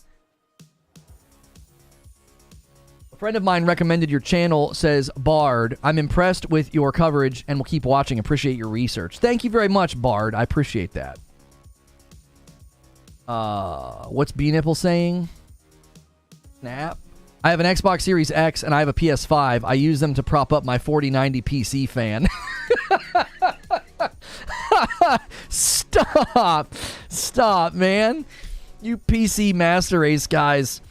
I just got my Final Fantasy 16 email. It's arriving tomorrow. Yeah, I'll get it all installed tonight. That'll be the plan for tomorrow for those that are interested. I will do a review roundup in the morning. What I do for you, I go out, I grab reviews that I think are good, reputable, trustworthy. I'll give you a roundup of what they think. I'll grab a couple of video reviews, a couple of articles, give you some choice statements and some quotes, and then I will be jumping in and playing the game. If you don't want any spoilers, I highly recommend playing the prologue, and then maybe tomorrow watch for like the first hour, and if you don't want spoilers, that'll help me out. We don't play a lot of games here at length. We play them on the launch date, we show them off, you get a look at them. I did that with Layers of Fear. I'm going to do that with Final Fantasy 16. I also have a Pico 4 unboxing. You can kind of see it there. It's a really nice all-in-one VR headset. There's the box, and that unboxing is available right now. I will have some game reviews soon, and then I'll do a final review of the device. Those are uploads, so if you're interested, you can support those as well. I'll have an upload today about Fable. I react to an article that's basically saying stop talking about Fable. Is essentially what the article is saying, and I interact with it because I think the marketing is shifting in gaming. So that video will be forthcoming in about an hour, and we'll all go watch it together in a premiere. And then if you're a member, you can join us for the debrief after. So in the next hour, you've got plenty of time to get more gifted members or become one, and you've got plenty of time to add to the discussion. What do you think about the Series S? What do you think about the general topic of a mid-gen update to consoles? Would you buy a PlayStation 5 Pro? Are you disappointed in what's going on with Series X and S? Are you satisfied with your Series X or your Series S? I know you won't cover it right now, but just checking to see if you heard about the internal emails from Xbox discovering they want PlayStation out of the market. Might be a bombshell. My favorite part about that email is that people are like, oh, but that was before. That was in 2019 before they were trying to buy ABK. And I'm thinking to myself, yeah, that's typically when I would expect it to land. We would have put PlayStation out of business. Really? How do you plan on doing that? Oh, I don't know. Aggressive mergers? Imagine saying that in 2019 and then thinking that it's not, evidence of the strategy that in the years that follow, you do massive acquisition attempts. Get the freaking dialogue on that's killing me. Our goal is to put PlayStation out of business. But he said that in 2019. He said it in 2019. Really? What did he think? Did he think Halo Infinite and the Series X were going to do that? No. They were talking strategy. Oh, man. That revelation just cracked me up. People thought that was the smoking gun. I was like, wait. It was in 2019. It was before the acquisition. Yeah. And? And? You think that's a defense? You think that's defense of it? It was a troll document by a PS5 fan? Really? Then why was the email redacted by Microsoft if it was just a troll document?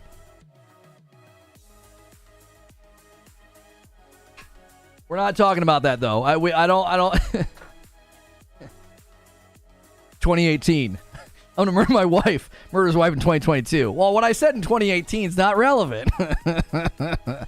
Xavier Walker says, I bought a Series X for my son, and I check out the occasional Xbox exclusive. So far, he's used it more than I have. I only tried Atomic Heart on Game Pass.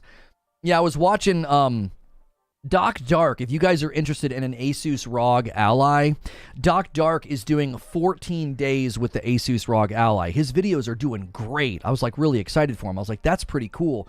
He could really get into other avenues of content, not just standing there and talking. He can also cover hardware. I was like, whoa, look at him go. So if you're interested in that, he's had really, really good feedback on his experience every day, just kind of highlighting something new. Today's video was about battery, and he was playing Atomic Heart on Game Pass on it. And it looked good. It looked pretty good. He's going to decide after 14 days and 14 videos if he's going to keep it or not, because he's got the 14-day return policy. They'll probably charge him a restocking fee, but yeah, good videos over there. He's a friend of the show. He's a good guy. I have to admit, I've been happy with my Series X for the most part, but the lacking FPS on many games and being has been a growing issue, especially with PvP games. A reference image for the progression of model quality in games where we are at a point of diminishing returns. Right. Yeah, I think that's this is a really, really good image to show. Let me pull this up for everybody. Hang on one second. It's a little difficult for me because I have to have Kick open on the gaming rig to see what everybody's saying. But let me drag this over, and then let me drag this up.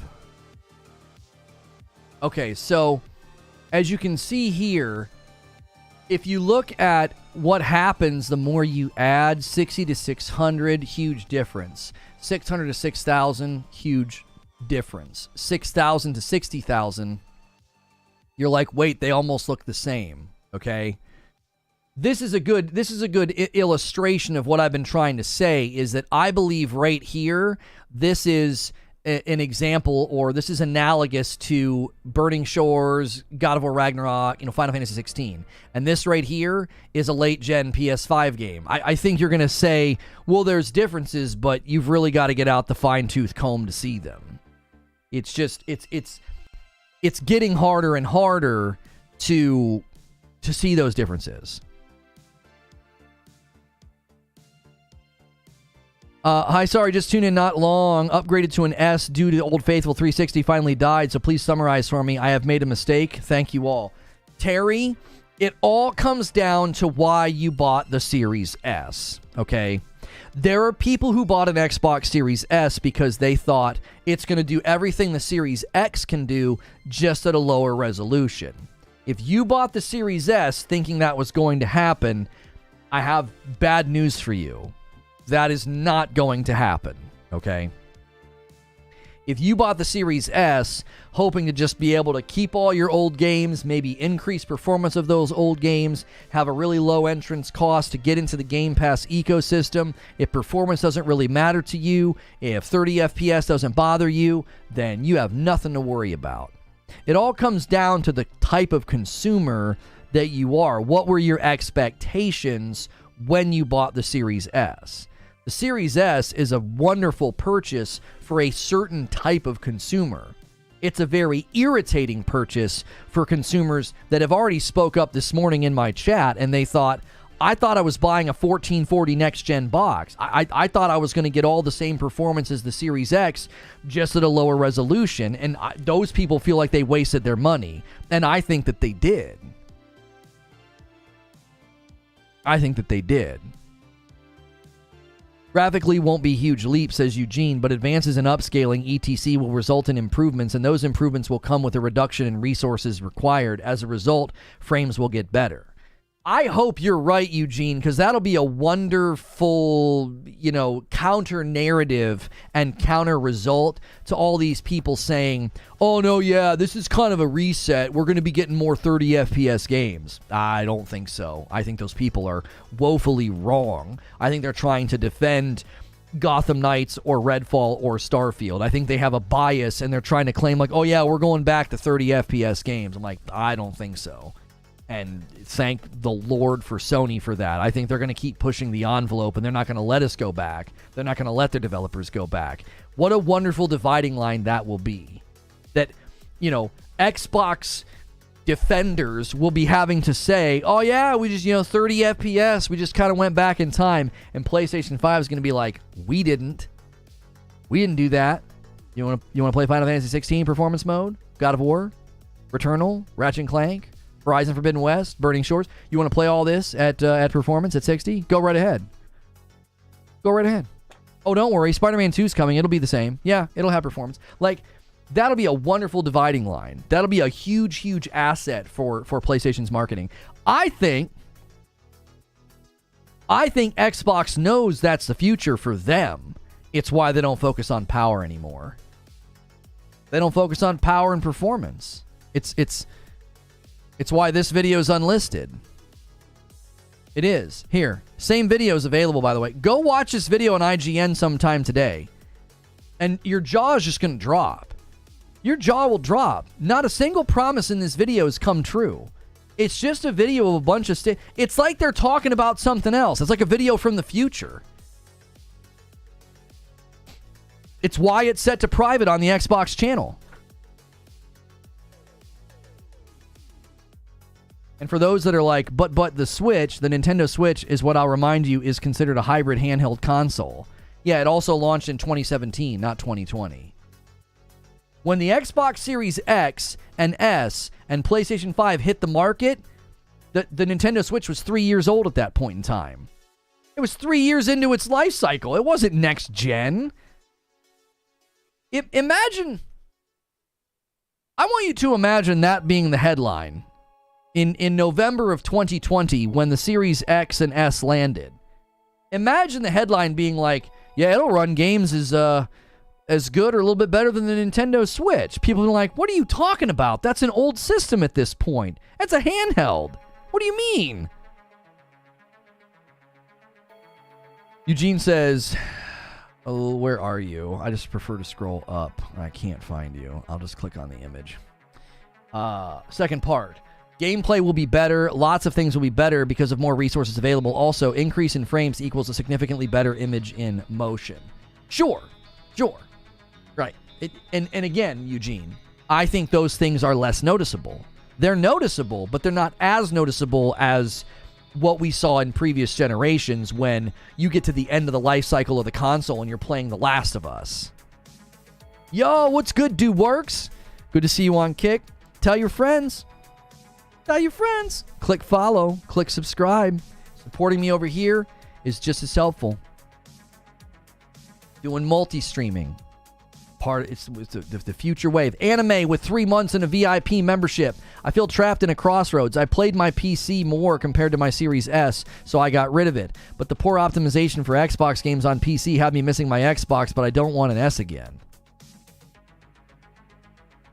Hilly says, what is Microsoft's focus with gaming? Is it Game Pass? Is it cloud? Is it mobile? They seem to me a jack of all trades, master of none.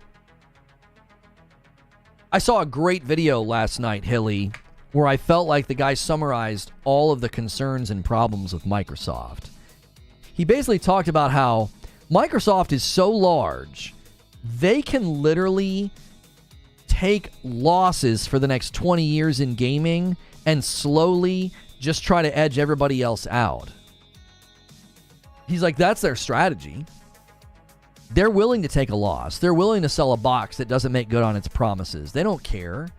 They're just trying to do everything they can to establish a foothold.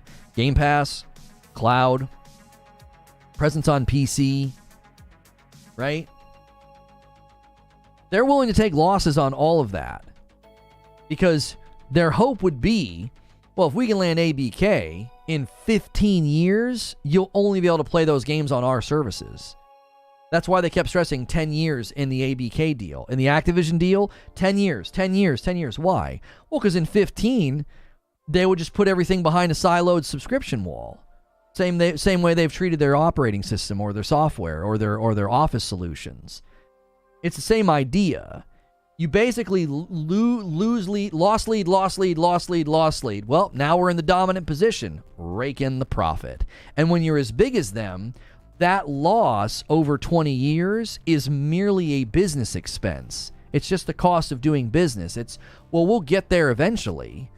The rudder will turn, we'll be in the dominant position, and then you turn the heat up. Then you put everything behind a subscription fee. Then you raise your subscription prices. Then we're the only game in town. You think when Matt Booty said their goal was to put Sony out of business, PlayStation out of business, you think he was just typing and puffing his chest out? You don't think that's the plan? It's Microsoft. I've said this before. People don't see Microsoft. People don't see Microsoft. The Xbox is this green shield that blinds them. They don't see the company behind the curtain that is vicious. They are vicious. They literally will do loss lead for 20 years. They don't care. Then they'll be the biggest game in cloud. They'll be the biggest game in mobile. They'll be the biggest game in console. They'll just edge everybody out. Game subscription services, cloud solutions, mobile solutions. They'll be everywhere. And they'll be like, well, it took us 20 years to get here, but nobody could stand a toe with us because our pockets are so deep that that's what we'll do. We will loss lead, edge everybody else out. See, nobody understands. Like these guys cheering for the Activision deal, they don't understand what they're cheering for. Derp-a-derp, I'm going to get games on Game Pass.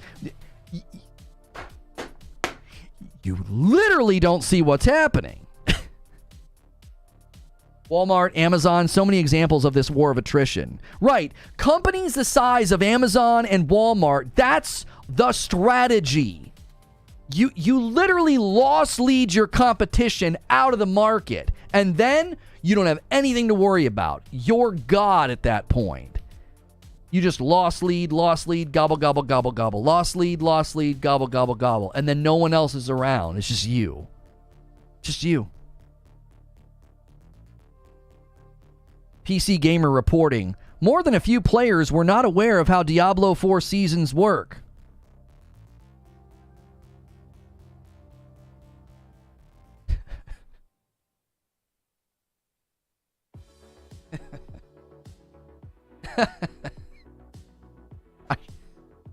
I got an amazing DM this morning from Ink Sanity, longtime supporter of the show. He's like, brother, we don't always agree. He's like, I love you. I've always supported you. I disagreed so much with your Diablo 4 coverage. He's like, you were right. You were right. This is my absolute favorite. My favorite thing about Diablo 4 is watching outlets, gaming bloggers that are like, huh? Did you know we have to make a new character to engage in the seasonal content? What? Huh? Did you see this? You report on gaming. What are you doing? How is this a revelation? How? I got so much hate. I got so much criticism. This is just how ARPGs work, dude. You just aren't a fan of ARPGs. You have gaming outlets that report on gaming that are like, huh? What? How did this happen? They told you months ago. And I tried to tell everybody. I was like, nobody's going to like this. Do you honestly think people are going to invest hundreds of hours in a character, and then you're going to be like, surprise, you want to play season 1? You got to make a new character. Oh, people will be fine with that. That's fun. That's just how ARPGs are. And here we sit. You always come back to me. Always come back to me. I tried to tell you. I tried to tell folks. I was like, this will not work. People will reject this. You don't understand the psychology of gamers. You don't understand player incentivization. You don't understand long tail engagement. If you think people are going to start all the way over after investing that much time, yippee skippy, time for the battle pass. Yippee skippy, time for season 1. Hold on. You can't go in and have all that fun. Well, what do I have to do? You have to make a new character. Clueless. Absolutely clueless. I told you that game had a dissonant identity. I told people that that game had 2 identities and that people would reject the seasonal model. And here we are.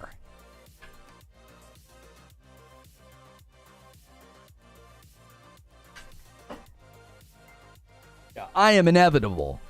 If I tell you something's going to happen in a live service game, place your bets. Place them. It absolutely kills me. It kills me that this is now hitting headlines. Y'all should have been reporting on this months ago. Y'all should have been putting pressure on Blizzard to change it. Instead, nobody catches it. Like, I've got a video that's like, you're going to have to make 41 characters. Nobody's paying attention. Hello? Is this on? Nobody sees this. You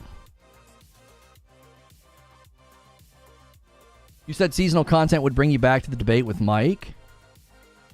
But I said that in the context of the game is so boring and so slow, I might actually enjoy the seasonal model more. Did you see what Rod Ferguson said? Did you see it? You can compete. You can complete, I should say. You can complete the seasonal battle pass and the seasonal challenges while doing the campaign. Did you hear what I just said? Track with me. Your best option right now is just to stop playing. Stop playing. Just delete your character. Delete it. Just start a new character when season 1 starts and then run the campaign. You'll be completing the campaign, you'll be completing the seasonal challenges, and you'll be completing the seasonal battle pass. Well, that's just wonderful. That's wonderful game design. Just invalidate everything that's happened up to now. It's beautiful. What the frick? I couldn't believe it. I had to reread Rod Ferguson's tweet like 3 times to make sure. Did this mother just say this? Did he just say this?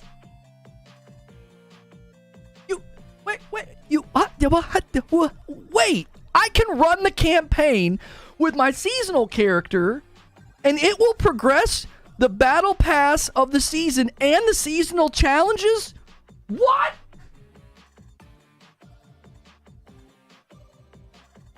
What? I bought the deluxe. Didn't know that I had to remake another character. Why am I grinding so hard to get my druid to tier 4? I tried to tell everybody. I did my best, baby. I did streams about it. It's an MMO in disguise. It has an identity crisis. You're going to have to make 41 characters. Diablo 4 Seasons will make players quit. I made that video. I did my best. I failed you, Anakin. I have failed you. I tried so hard. I got so much hate and so much criticism for it. I tried my best. And everybody's trying to shout me down. They're like, you don't know what you're talking about. This is how ARPGs are. You're just not a fan of ARPGs. Okay. All right. We'll see who ends up being right.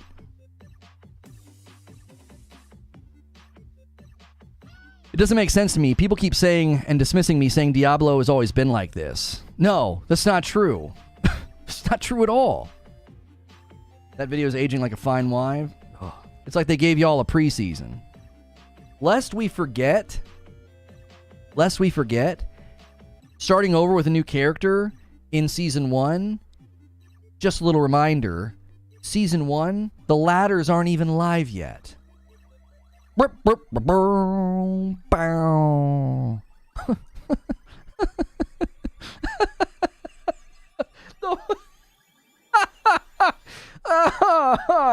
the reviews low, no, the sales. Yeah, man. It sold really well. It reviewed really well. I never said that wouldn't happen. I said it'll be a massive commercial success. The story will probably be amazing. I said all those things. That's as easy as predicting sunshine in San Diego. It's a Blizzard game. It's gonna sell well and review well. Come on. That's not a repudiation of what I tried to tell people about. Diablo 3 was like this, though? No, it was not. Diablo 3 launched in a terrible state with an auction house. It led to massive player exodus, complaint. It absolutely dissolved player incentivization and a content loop because you could just buy the loot that you needed, and many people chose to hack accounts, buy accounts, sell accounts online. Completely devolved into nonsense. And 1 year later, they launched a Loot 2.0 system in the seasonal model, and they curated it, refined it over an 8-year period of time. That is not how Diablo 3 always was. You want to come a year later and give me a seasonal format after I've run the distance, after I've run the campaign, maxed out a character, played some DLC, played some add-on content, and then you want to run a seasonal grind where, hey, now if you want to make new characters, it's faster, and you can work on a battle pass, and you can work on this or that. Sure, I think people might have accepted it a little bit more if you would have waited that long, but you wait like a month when it's going to take 150 hours to get to level 100? You don't want to know what you're talking about. You don't know what people are going to do. They're going to say, what? I wanted to get to level 100. Yeah, was Diablo 3 scaling mobs all the way to level 50? I'm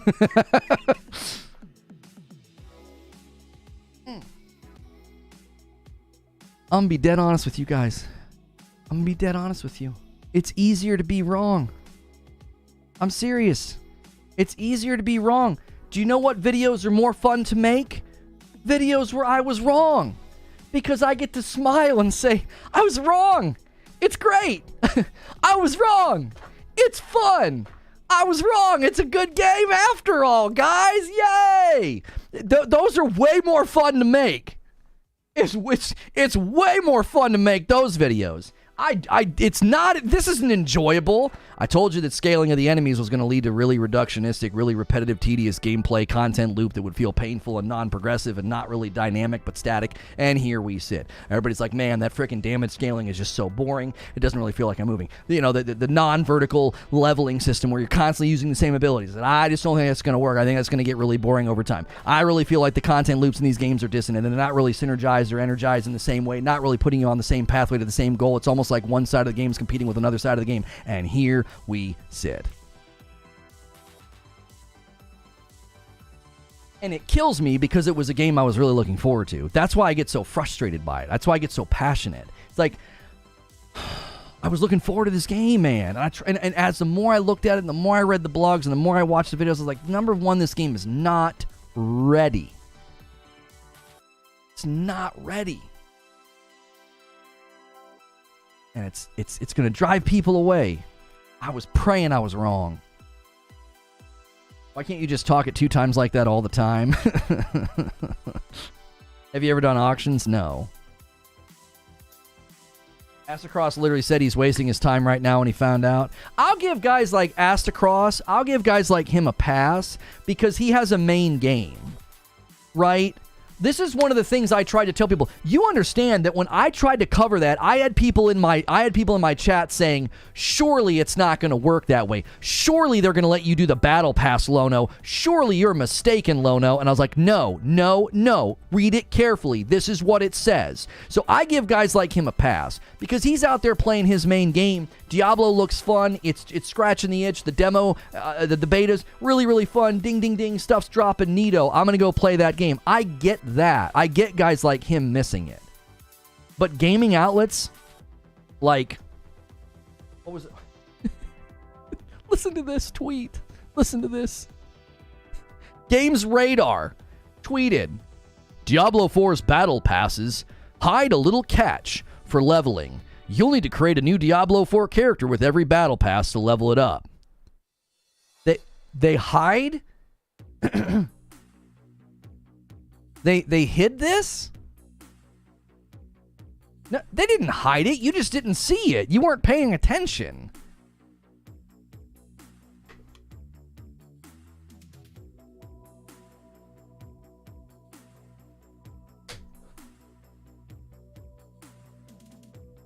Why can't world bosses spawn more frequently?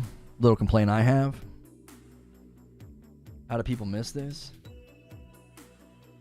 I missed your Astacross impression. That was hilarious. Yeah. People wanted me to react to his Diablo video. Did you see his vid on D2's monetization? No, I don't pay any attention to that game or that company. Yo, it's good, Infinite. There are reasons why making a new character each season is the best choice.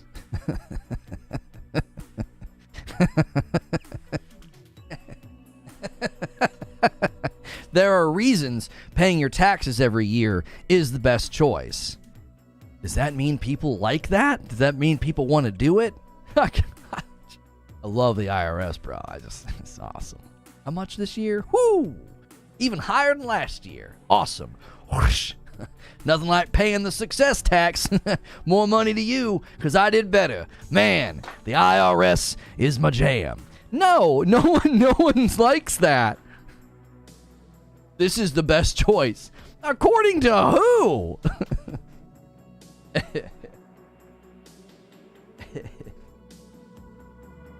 Eugene says his monetization vid was trash. Sensationalist trash. I'm in no mood to defend that game. I didn't watch it. F taxes. Oh, we being funny now? What do you mean? Hey, it's good. It's good to start all the way over. I mean, it's the best choice for enjoyment for the game as well as the business side of it. Aw, man. Stop. You sound a bit like Al Pacino there. Hooah! I'm in the dock here. Diablo 4 is only getting pushback in very small portions, like here. Okay. We'll see. We'll see what happens. DK Bager. 32 members out of 50. He's still pushing it. Absolute trash. Wait, that pay-to-win screenshot was from his video? It's pay-to-win when an unfair advantage in obtaining great loot is only accessible to players who spend more money than what is essential to play. Access to content? What?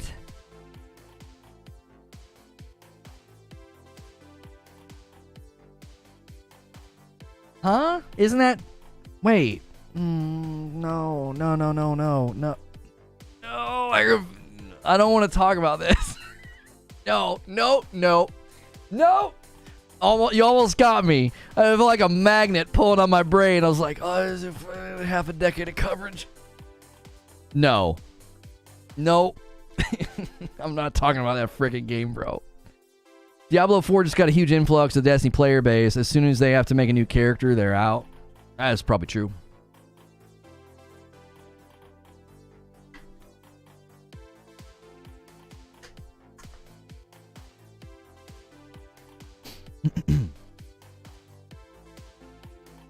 Diablo 4 is getting lots of pushback all over. I see new negative articles about it about twice a day. Yeah. We're a little off topic. I'm kind of okay with that. There's only so much you can say in a 2-hour period about the Xbox Series S. If you are a little bit late to the show, smash the like button. Feel free to rejuvenate the discussion. What do you think about, if you go back and watch my monologue, I walked through a history lesson of the marketing. All we heard about was Series X, Series X, Project Scarlett, Series X, and then Series S was like a surprise. And they honestly didn't actually announce it or confirm it until leaks started hitting. So I don't even know if they had plans to push it out at the same time as the Series X. I truly don't know. It felt like even the announcement and even the confirmation of its existence was almost forced. Diablo 4, for me, is getting very frustrating. I level up to get completely pub smash in every mob I come across. Yeah. But I love potatoes. Why does Path of Exile not get this pushback? Path of Exile markets to a much smaller market, and it markets to the PC market, and it markets to people that love to make spreadsheets in Excel to build a character. It's not the same.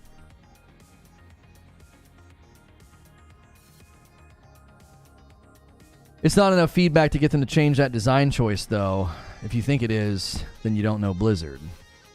I don't need to know Blizzard. I just need to know that I won't play then. Like, I'm not... It's that simple.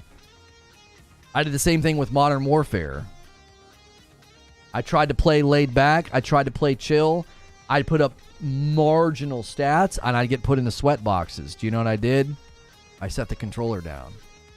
You know how many people responded to my skill-based matchmaking videos? Sounds like a skill issue, bro. No. More like a motivation issue. I'm not even playing anymore. It's that simple. You really think it's the PS5, Xbox Series X regarding the 60 FPS? Blame the developers. COD hit 60. It's really about the genre and the scope of the game. Why do players choose quality more than performance? First of all, I don't know if it's a founded fact that people choose quality more than performance. Secondly, that might be a juiced stat because so many games boot up in quality mode by default. A lot of games you have to go in and voluntarily switch it to performance. And a lot of people, they don't know that, and they just boot up and play. Many people haven't converted over to 60 FPS only, so they don't even see it. They're just constantly playing games at 30. That's not a defense of 30. That's just me saying that a lot of people aren't aware that they're even playing the game at 30. That doesn't mean that these companies should get away with not making good on their promises, by the way. And I honestly don't necessarily understand your question. I never once said that the issue of 60 FPS was blamed on the PlayStation 5 or the Series X. It's crystal clear. You can demonstrate it in the market that PlayStation 5's having zero problem with performance mode and 60 FPS. Series X and Series S and first-party Xbox titles are the ones that are making us all kind of scratch our head and go, is it the games or is it the architecture? What in Redfall? What's in there that makes it not able to hit 60 at launch? What's going on in that game? I don't see anything. There's nothing graphically demanding in that game. I don't see any next-gen graphics.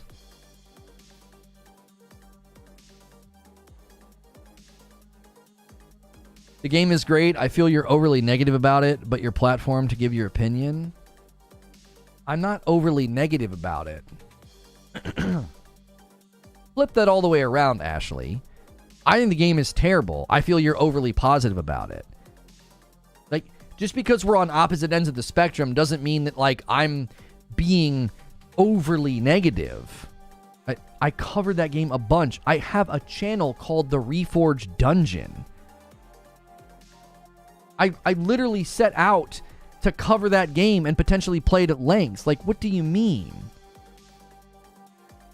Alex with the $10 super chat. Sorry to sidebar, had to step away for a second. The Diablo seasonal format makes me not want to finish the campaign. I said the same thing.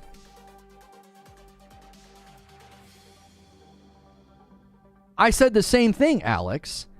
I said, well, I might as well not even continue the campaign. I can complete it later on the seasonal, with a seasonal character. I'll just make a seasonal sorcerer or something. And like, well, yeah, my Necro was fun, but I'll just make a seasonal sorcerer. I'll finish the campaign later. By the time Season 1 rolls around, the game will feel fresh again, and, there'll be new things to chase and get. I'm basically not going to touch the game until Season 1 now, and I'll just beat the campaign with a seasonal character. Because according to Rod Ferguson, you can complete the campaign and complete the Battle Pass and the seasonal challenges.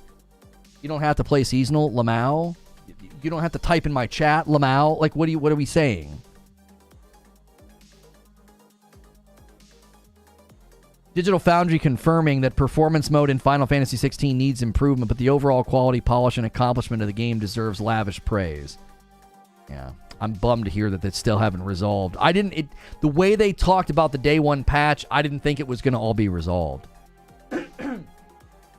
It's optional. Why, though? You don't have to replay it? No, you have to beat the campaign in order to engage in the seasonal content. See what I'm saying? Like, nobody knows the full spectrum of what's going on in Diablo. I swear I need to do a show. I tried to tell y'all. Like, I tried to. No one listened. You will have to complete the campaign already with one character before that will work. No. Listen to how Rod Ferguson expressed it.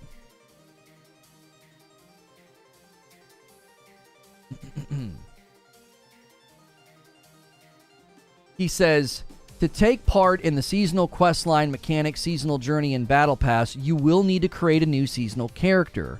Playing campaign with a seasonal character, if you desire or need to finish, will also progress the season journey and battle pass. Did you hear what he just said?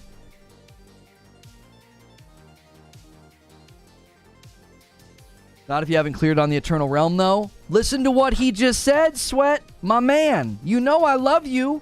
Listen to what the man said. Playing the campaign with a seasonal character, if you desire to, or if you still need to finish, will progress the season journey in the battle pass. What? Like, I literally yelled, what? I was like, what? Excuse me? I could just wait and run the campaign on a seasonal character? And it'll complete all this? What? Huh?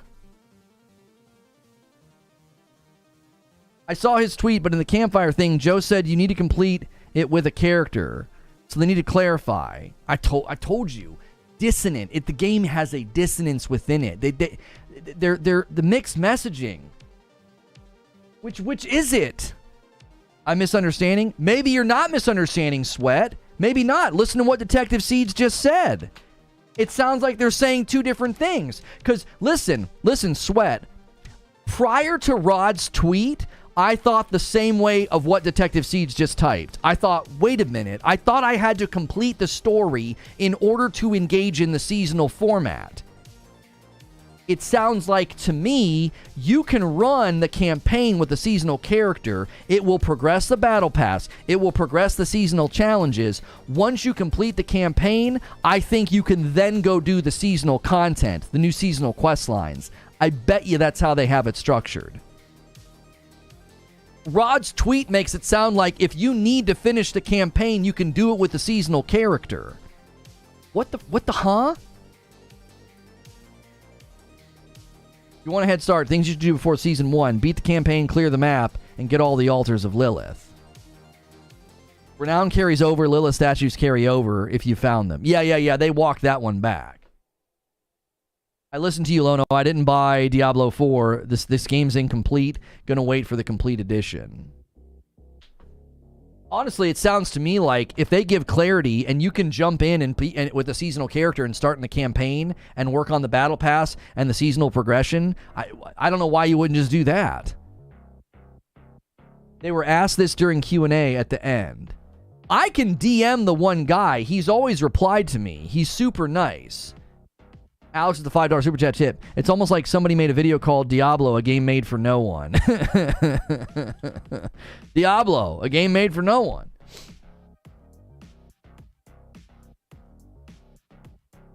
Hang on. Am I on the right account? Yeah. What's his name? His name's Alex, isn't it? Shoot, how long has it been since I DM'd? Adam. His name's Adam. Just for some clarity, Rod seemed to indicate I can run the campaign with a seasonal character even if I have not yet finished the campaign, and it will progress the battle pass and the seasonal progression. It was my understanding that all seasonal content wouldn't be accessible until you completed the campaign. Appreciate any clarity on this matter. Thanks.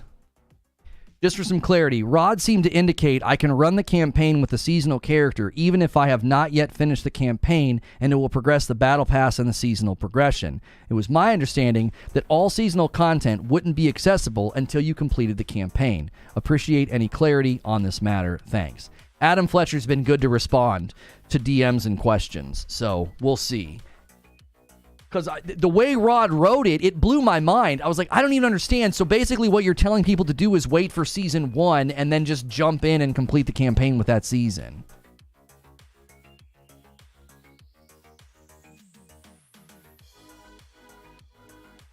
2 million players playing Diablo daily. They did something right, it seems. See, Draven, the thing that frustrates me with people like yourself is you won't table any criticism, any problems, any complaints because you'll just pull fallacy of the group. Well, a lot of people are playing, so yeah, what you're saying doesn't matter. But dude, just go somewhere else. Like, we're trying to have discussions about games, criticisms, and problems. Just throwing out this platitudinous attitude about like, well, it got great review scores, a lot of people are playing. You're not even having a conversation with us. You're just an NPC in the chat just touting platitudes. Like, have a conversation.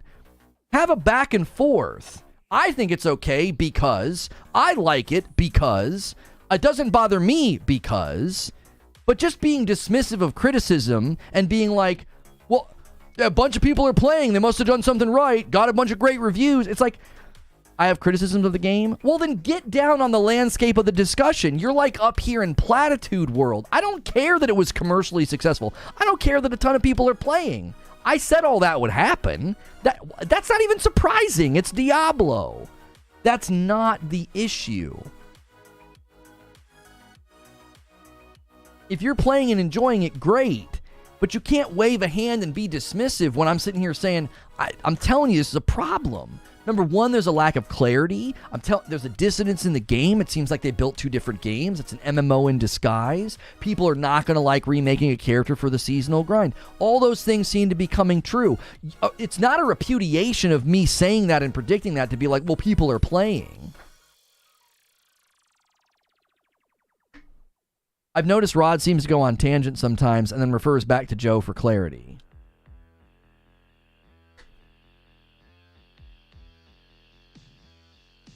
Right, Graydon, I'm not saying if you've beaten the campaign, play it again. I think we're passing in the night.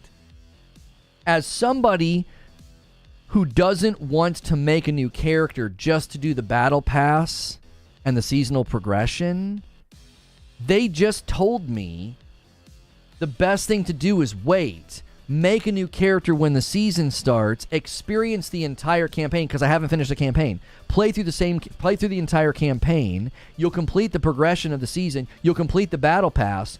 That's what I've been asking for. I've been asking for the ability to play the base game while also enjoying season pass and the seasonal progression. And they're saying I can do that if I wait and create a character when the season starts. Now, my understanding was that wouldn't be possible. My understanding was if you want to engage in the seasonal content, you need to complete the campaign. That was my understanding.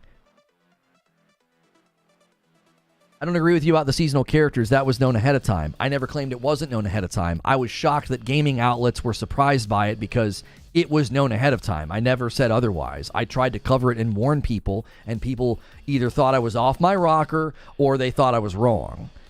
If you don't want to play seasonal characters or a battle pass, just play the game normally how you want.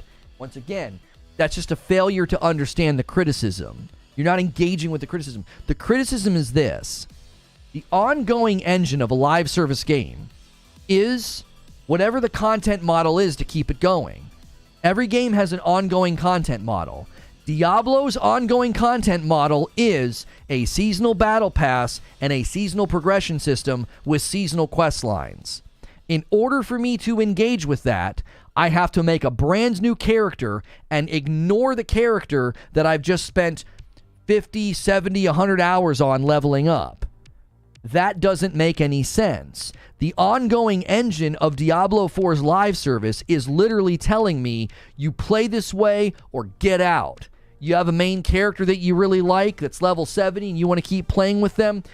Too bad, sweetheart. You got to make a new character if you want to engage with this ongoing engine. I've continued to say, if they notice a trend of people not doing it and not buying the battle pass, if it threatens the bottom line, if it threatens revenue, they'll make a change. They'll let us do progression of the battle pass and progression of the season with our main character. And the fact that you can make a character play the campaign with a seasonal character and it will level up the progression of the season and it will level the battle pass, it tells me that they can do it. They've already got it set up that way. That's the main issue. This game shouldn't have been an always online live service game. Offline mode should have been an option. That wouldn't have saved me any trouble. Again, if I want to play the game ongoing, I have to do what they ask me to do. I've continued to say that that's a big ask for a lot of players.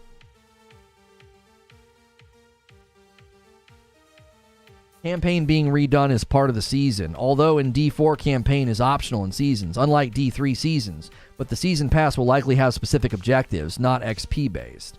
Yeah, the seasonal progression system is just a bunch of basically almost like bounties, kind of. You're like moving your way through. It's like, go do this, go do this, go do this. And once you check that, once you do it all, you move on. And they've even said you can do it out of order.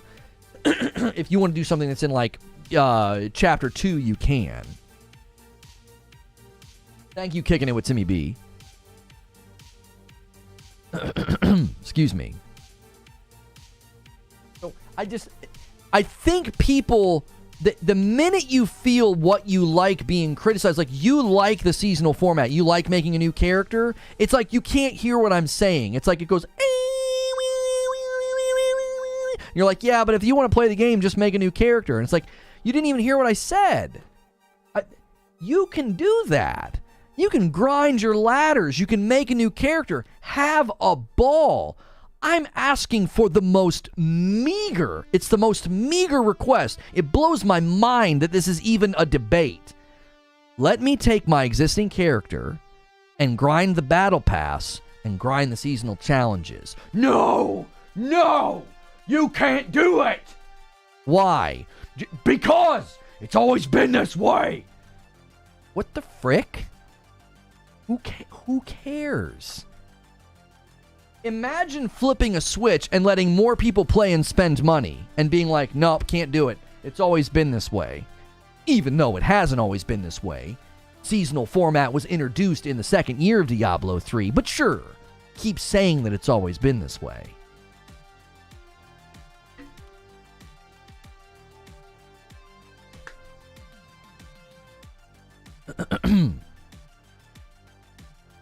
I feel like the request is so meager.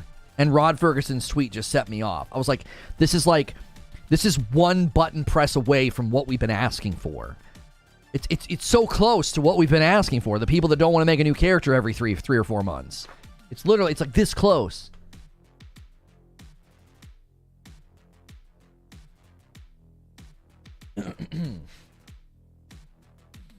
It's always been this way if we don't count any of the time before it was this way. Simple. You really like Diablo 3, so I'm not sure why you don't like the same mechanic in Diablo 4. Well, you're missummarizing my position. I liked the vertical leveling in Diablo 3. I liked the flow of leveling and playing through the campaign in Diablo 3. It was superior to Diablo 4. Why? I explained it to Creature last night. One of the beautiful things they did in Diablo 3 is they're like, here's this ability. You can spray arrows. You're like, awesome. I love spraying arrows. You level, you level, you level. Ding. Here's this ability. You can volley arrows. You're like, okay. And you put down arrow spray and you pick up arrow volley. You play, you play, you play. Ding. Here's a rune for arrow spray. It changes how it works. Oh, I've not been using arrow spray. I've been using arrow volley. Let me go back to arrow spray and try out this rune. It was awesome. You always felt like you were trying something new. You always feel like you could tweak your build. There was always this new thing. You just level, level, level, level, new ability, level, level, level, level, new rune, level, level, level, new ability, level, level, level, new rune. Far superior to being level 26 and being like, my abilities haven't changed for 10 levels. I'm running through the same thing, right? Put a pentagram on the ground, put a puddle on the ground, corpse explosion, corpse explosion, corpse explosion. Just do the same thing over and over again. So what I enjoyed about Diablo 3, and I use that as a criticism about Diablo 4, has nothing to do with the seasonal format in Diablo 3. I thought Diablo 3 seasonal format was good, but it had flaws. You also have to remember, I was engaging with Diablo 3 seasonal format years into the life cycle of the game. It was years. It wasn't like a month after I started playing. So it's like, sure, that'll be fun to make a new character and grind challenges and get stuff. That'll be fun. That'll be fun.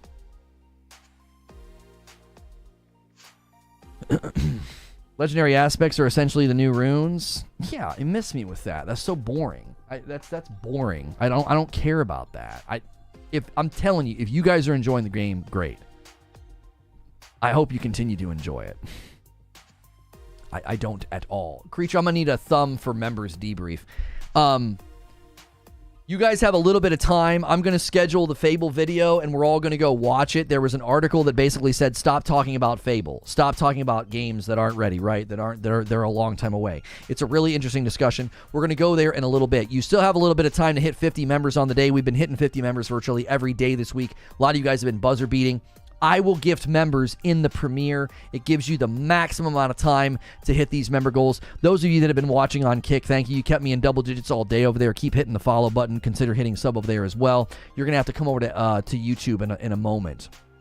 You're going to have to come over to YouTube in a moment. We're going to be switching gears. We'll be watching a premiere and then hanging out as members. So you have a little bit of time. Right now, I owe you guys 5 members, so stick around. Don't go anywhere. You might get a membership, and then if you guys want to gift some more members, you have a little bit of time to try to hit 50. I understand your point about skills. I feel like the different aspects fills the rune argument you made. It takes too long to get there. It just takes way too long to get there. I don't get to experience any of that until level 50. That's too stretched. Like, from level 16 to 26, I've not felt like anything has largely changed. Nothing. It's static experience. It's the same content loop. It's the same abilities.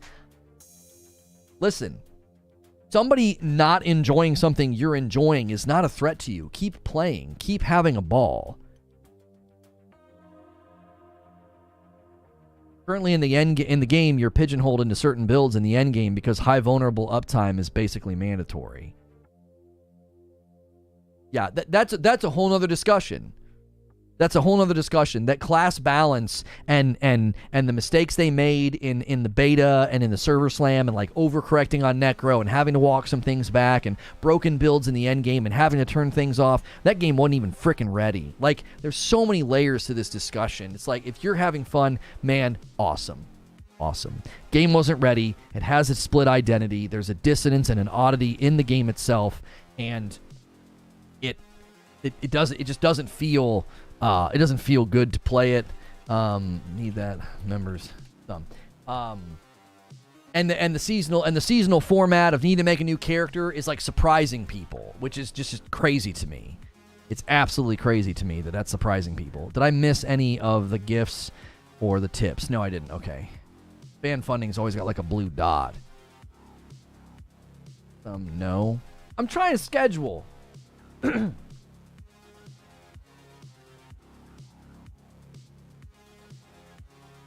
do you mean legendaries drop like candy before you get to level 50 so you can start crafting aspect items before level 50? No, they do not drop like candy before level 50. I've not had that experience. Listen. If you're going to try to convince me the game isn't how it is, you're wasting your time. If you're enjoying it, great, but you're not going to change my mind. Like, the experience I've had can't be altered. It can't be. You're not going to alter my experience up to now by saying, well, this is what happened to me. It's like the people that are saying, well, I don't have any problems with Star Wars Jedi Survivor. Like, okay, I've downloaded the patch last night and it still runs like hot garbage. Like, what do you want? What do you want me to say? No, I'll just leave us in Starfield. It's fine.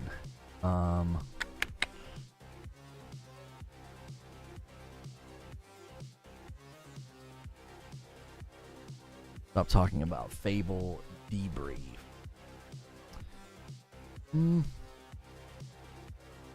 Monetization's on. Why does it always do that? Okay.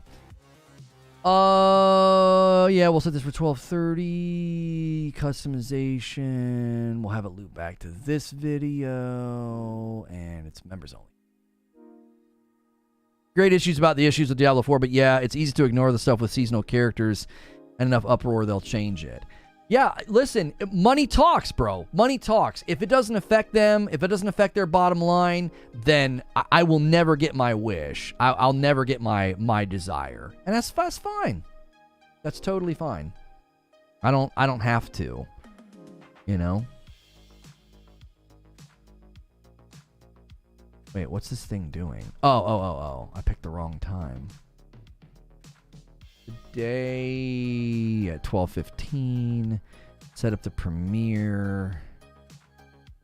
Go to members. Hey. All right, you guys have 15 minutes if you want to do Operation Joystick and give a bunch of people joysticks next to their name. You can bring a bunch of people with us. We are going to be redirecting to a Fable video. Should Xbox stop talking? Xbox should stop talking about Fable. Basically, a video that is in response to an article that's out there about this subject, and we'll be going over there in 15 minutes.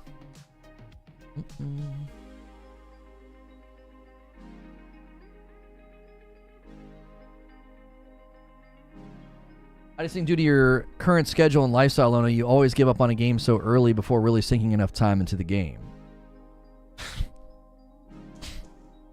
That's it. It's my fault. Yeah.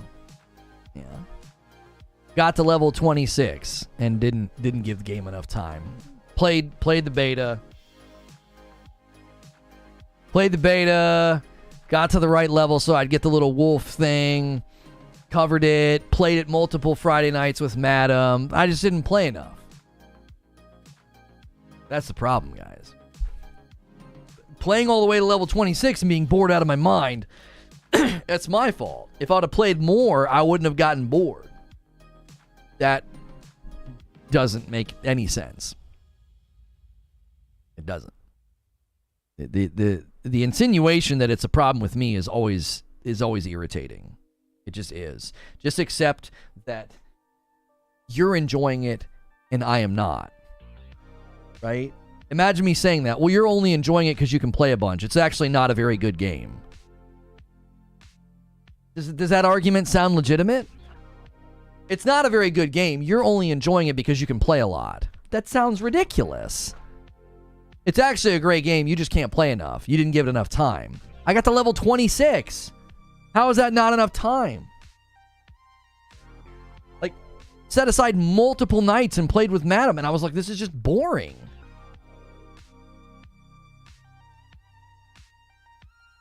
Went back to the monologue and got caught up. Thank you.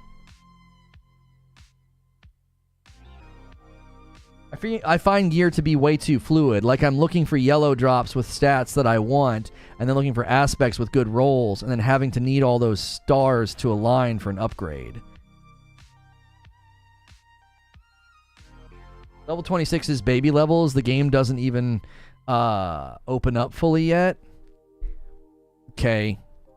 37 members on the day. My man Stone Spire. This guy has been so generous. He pushes it a little bit. He says, come on, y'all. Somebody set up the layup. Let's get a couple singles and push to 40 for a 10-bomb layup. I believe you guys can do it. We got a little bit of time left. You got about 10 minutes before we switch gears.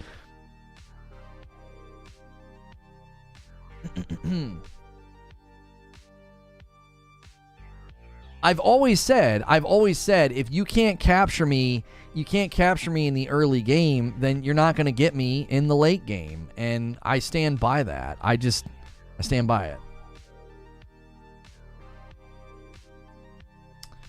Final Fantasy scoring high, just not high enough. And ACG gave it a critical panning, the kindest critical pan ever, but a crit pan nonetheless. I don't understand how 8s, 9s, and 10s and a Metacritic of 88 and what's it, a 90 on OpenCritic? How's that not high enough? You only had 2 beers. You need 6 so you can really have fun. Vengeance will push the line a little bit. Takes us to 38. Many hands make light work, guys. There's one from DK Bager.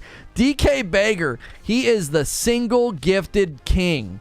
Single gifted king. Always being so kind to this community. Thank you so much, DK Bager, for gifting a membership. When is the end game? That's not clear. Is it 50? Is it World Tier 4? Is it Certain Nightmare? They have said that it's basically level 50. That's end game. You get to level 50 and like that's when you're supposed to be experiencing end game.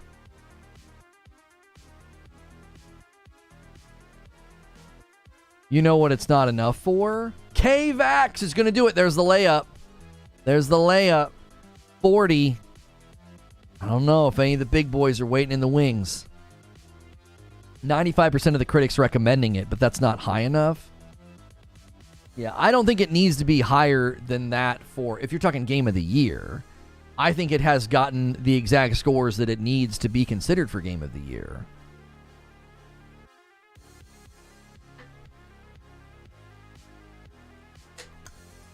I mean, it'll be hilarious to see if Xbox fans try to hold it to some standard of like, yeah, it didn't get above a 90 on Metacritic. Like, that'll just continue to prove that they hold PlayStation to a higher standard than they hold their own console to. Like, I'll love that. That'll be so rich with irony. If Xbox fans and pundits and bloggers and these Twitter guys, if they try to run with that, that will be so hilariously lacking in self. But Parasito with the layup. He says, I'll do it. I love it. I love the layup. I love the layup meta. It's beautiful. Thank you, Paris. That is so kind and so generous. You the man. They tend to score in the high 80s. I don't know if that's true. Late to the party, but PlayStation's been good since the original. I owe you guys 10 members, and in about 8 minutes, we're going to be going over to a video about Xbox should stop talking about Fable. We're going to be going over and doing that in about 8 minutes, and I owe you guys 10 members. So if you come with us, you are likely to get one. We wait till the very last moment to do it, and let me get all of the tweets and everything's ready as well.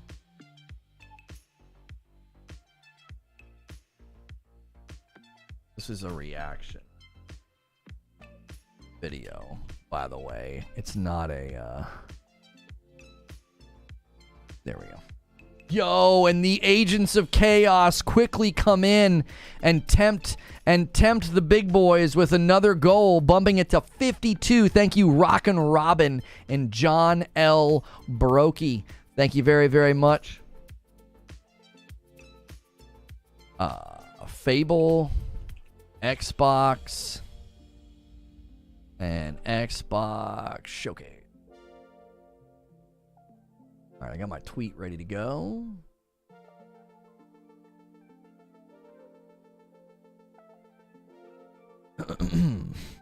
Xenoblade, for example, are all in the 80s. But I don't understand. Are you saying that they get those scores undeservedly, and that's just a trend?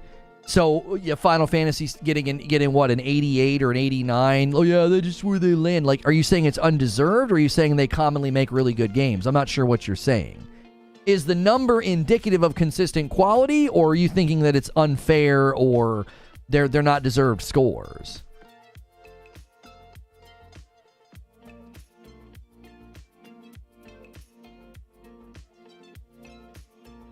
Final Fantasy is 1080 in graphics mode, 720 and unstable 60 at 720. That means PlayStation fans hold Xbox to a higher standard than their own console. No, what? Plenty of modes do dynamic resolution to maintain 60. What are you talking about? Have you seen any of the graphical breakdowns of any of the games lately? That's common. Now, that's quite a bit lower than it should be, and I will be critical. I told you guys, I said I think they swung too hard. I did. When I played the demo, had some performance issues, and saw some of the commentary surrounding it, I was like, I think they swung too hard. This whole, it's going to display the power of the PS5, and, you know, it's going to blow your mind, or we don't need a day one patch, like all that. I was like, FF16 isn't first party, though. Yeah, but you cannot ignore all that marketing. You cannot ignore all those interviews. You cannot ignore that they're basically first party in spirit. You can't. PlayStation not owning them does not get out from underneath that criticism. They talked about this game like it was going to be bonkers insane, and if they shot too hard and it's struggling with performance, that's worthy of criticism. It's 4K upscaled from 1440 for graphics, and 1440 upscaled from 1080 out in combat and performance mode. Oh, so as is typical, we're getting lies in the chat about how it's actually breaking down. I can't believe that. Wow. I'm just messing with what you said. You guys over on Kick, we're going to be switching to this premiere in about 5 minutes, so head over to YouTube, okay? I'm going to cut the stream on Kick, and you guys just need to head over to YouTube.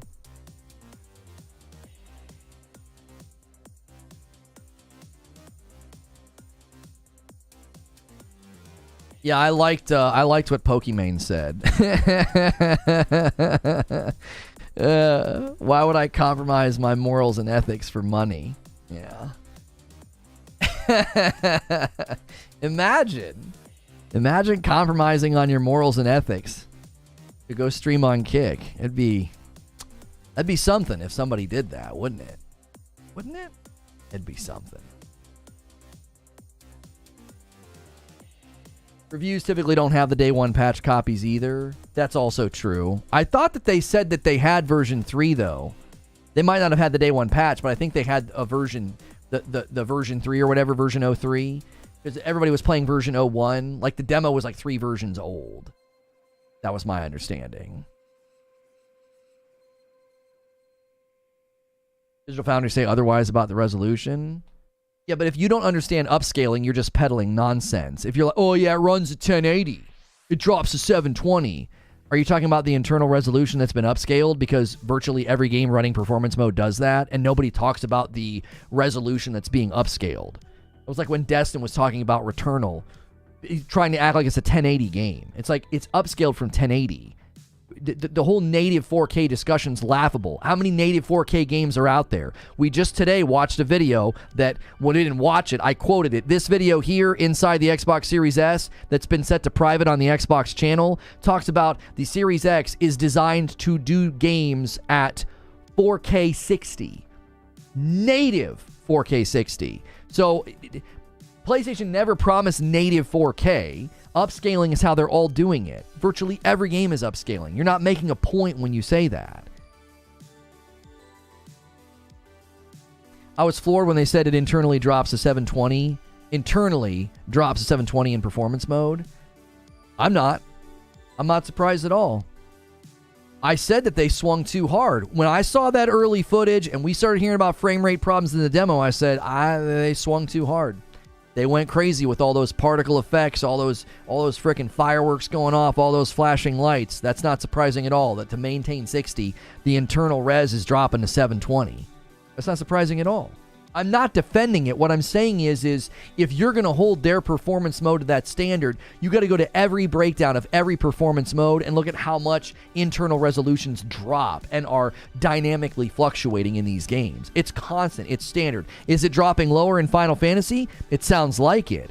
And again, I would fault the design team for that. It's like, you guys swung too hard. I was worried about that from the very beginning.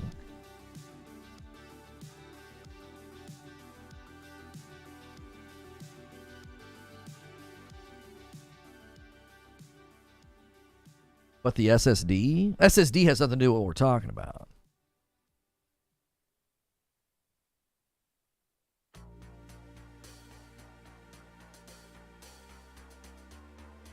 Can you turn out the particle effects? Not a big fan of that stuff. I don't know. I don't think they let you. No. No. All right. Here's what we're going to do. I owe you 10 members. I'm going to put a link in chat. Make sure you smash the like button on this video before we leave. I guarantee you there's 70 people that haven't hit like yet. We could probably end this stream with 600 likes. When we get over to this new video about Fable, I need you to smash the like button again. It's a whole new video, okay? Also, if you ever want to come back to these live streams and leave comments about what you thought of the discussion, what you thought of the opening monologue, feel free to do that. Past broadcasts tend to get less comments because you were all here for the chat, okay? So if you ever want to do that, that helps me out. That's a huge, huge help. I'm going to spam the link in chat, and when I end the stream, it's also going to redirect. If redirect doesn't work, you can use the link in chat, or it will be the featured video on the front page. When that video is over, we'll be hanging out with members, okay? Let me make sure it's actually set up to do that. I can't anymore. Okay. Hopefully it is. All right. We're heading over. I'm going to spam the link, end this stream, and I'll see you guys over there. I'm going to give 10 members over there because you guys hit 52 today. Amazing. I'll see you over there in the premiere for Xbox Just Stop Talking About Fable. That's what I'm reacting to.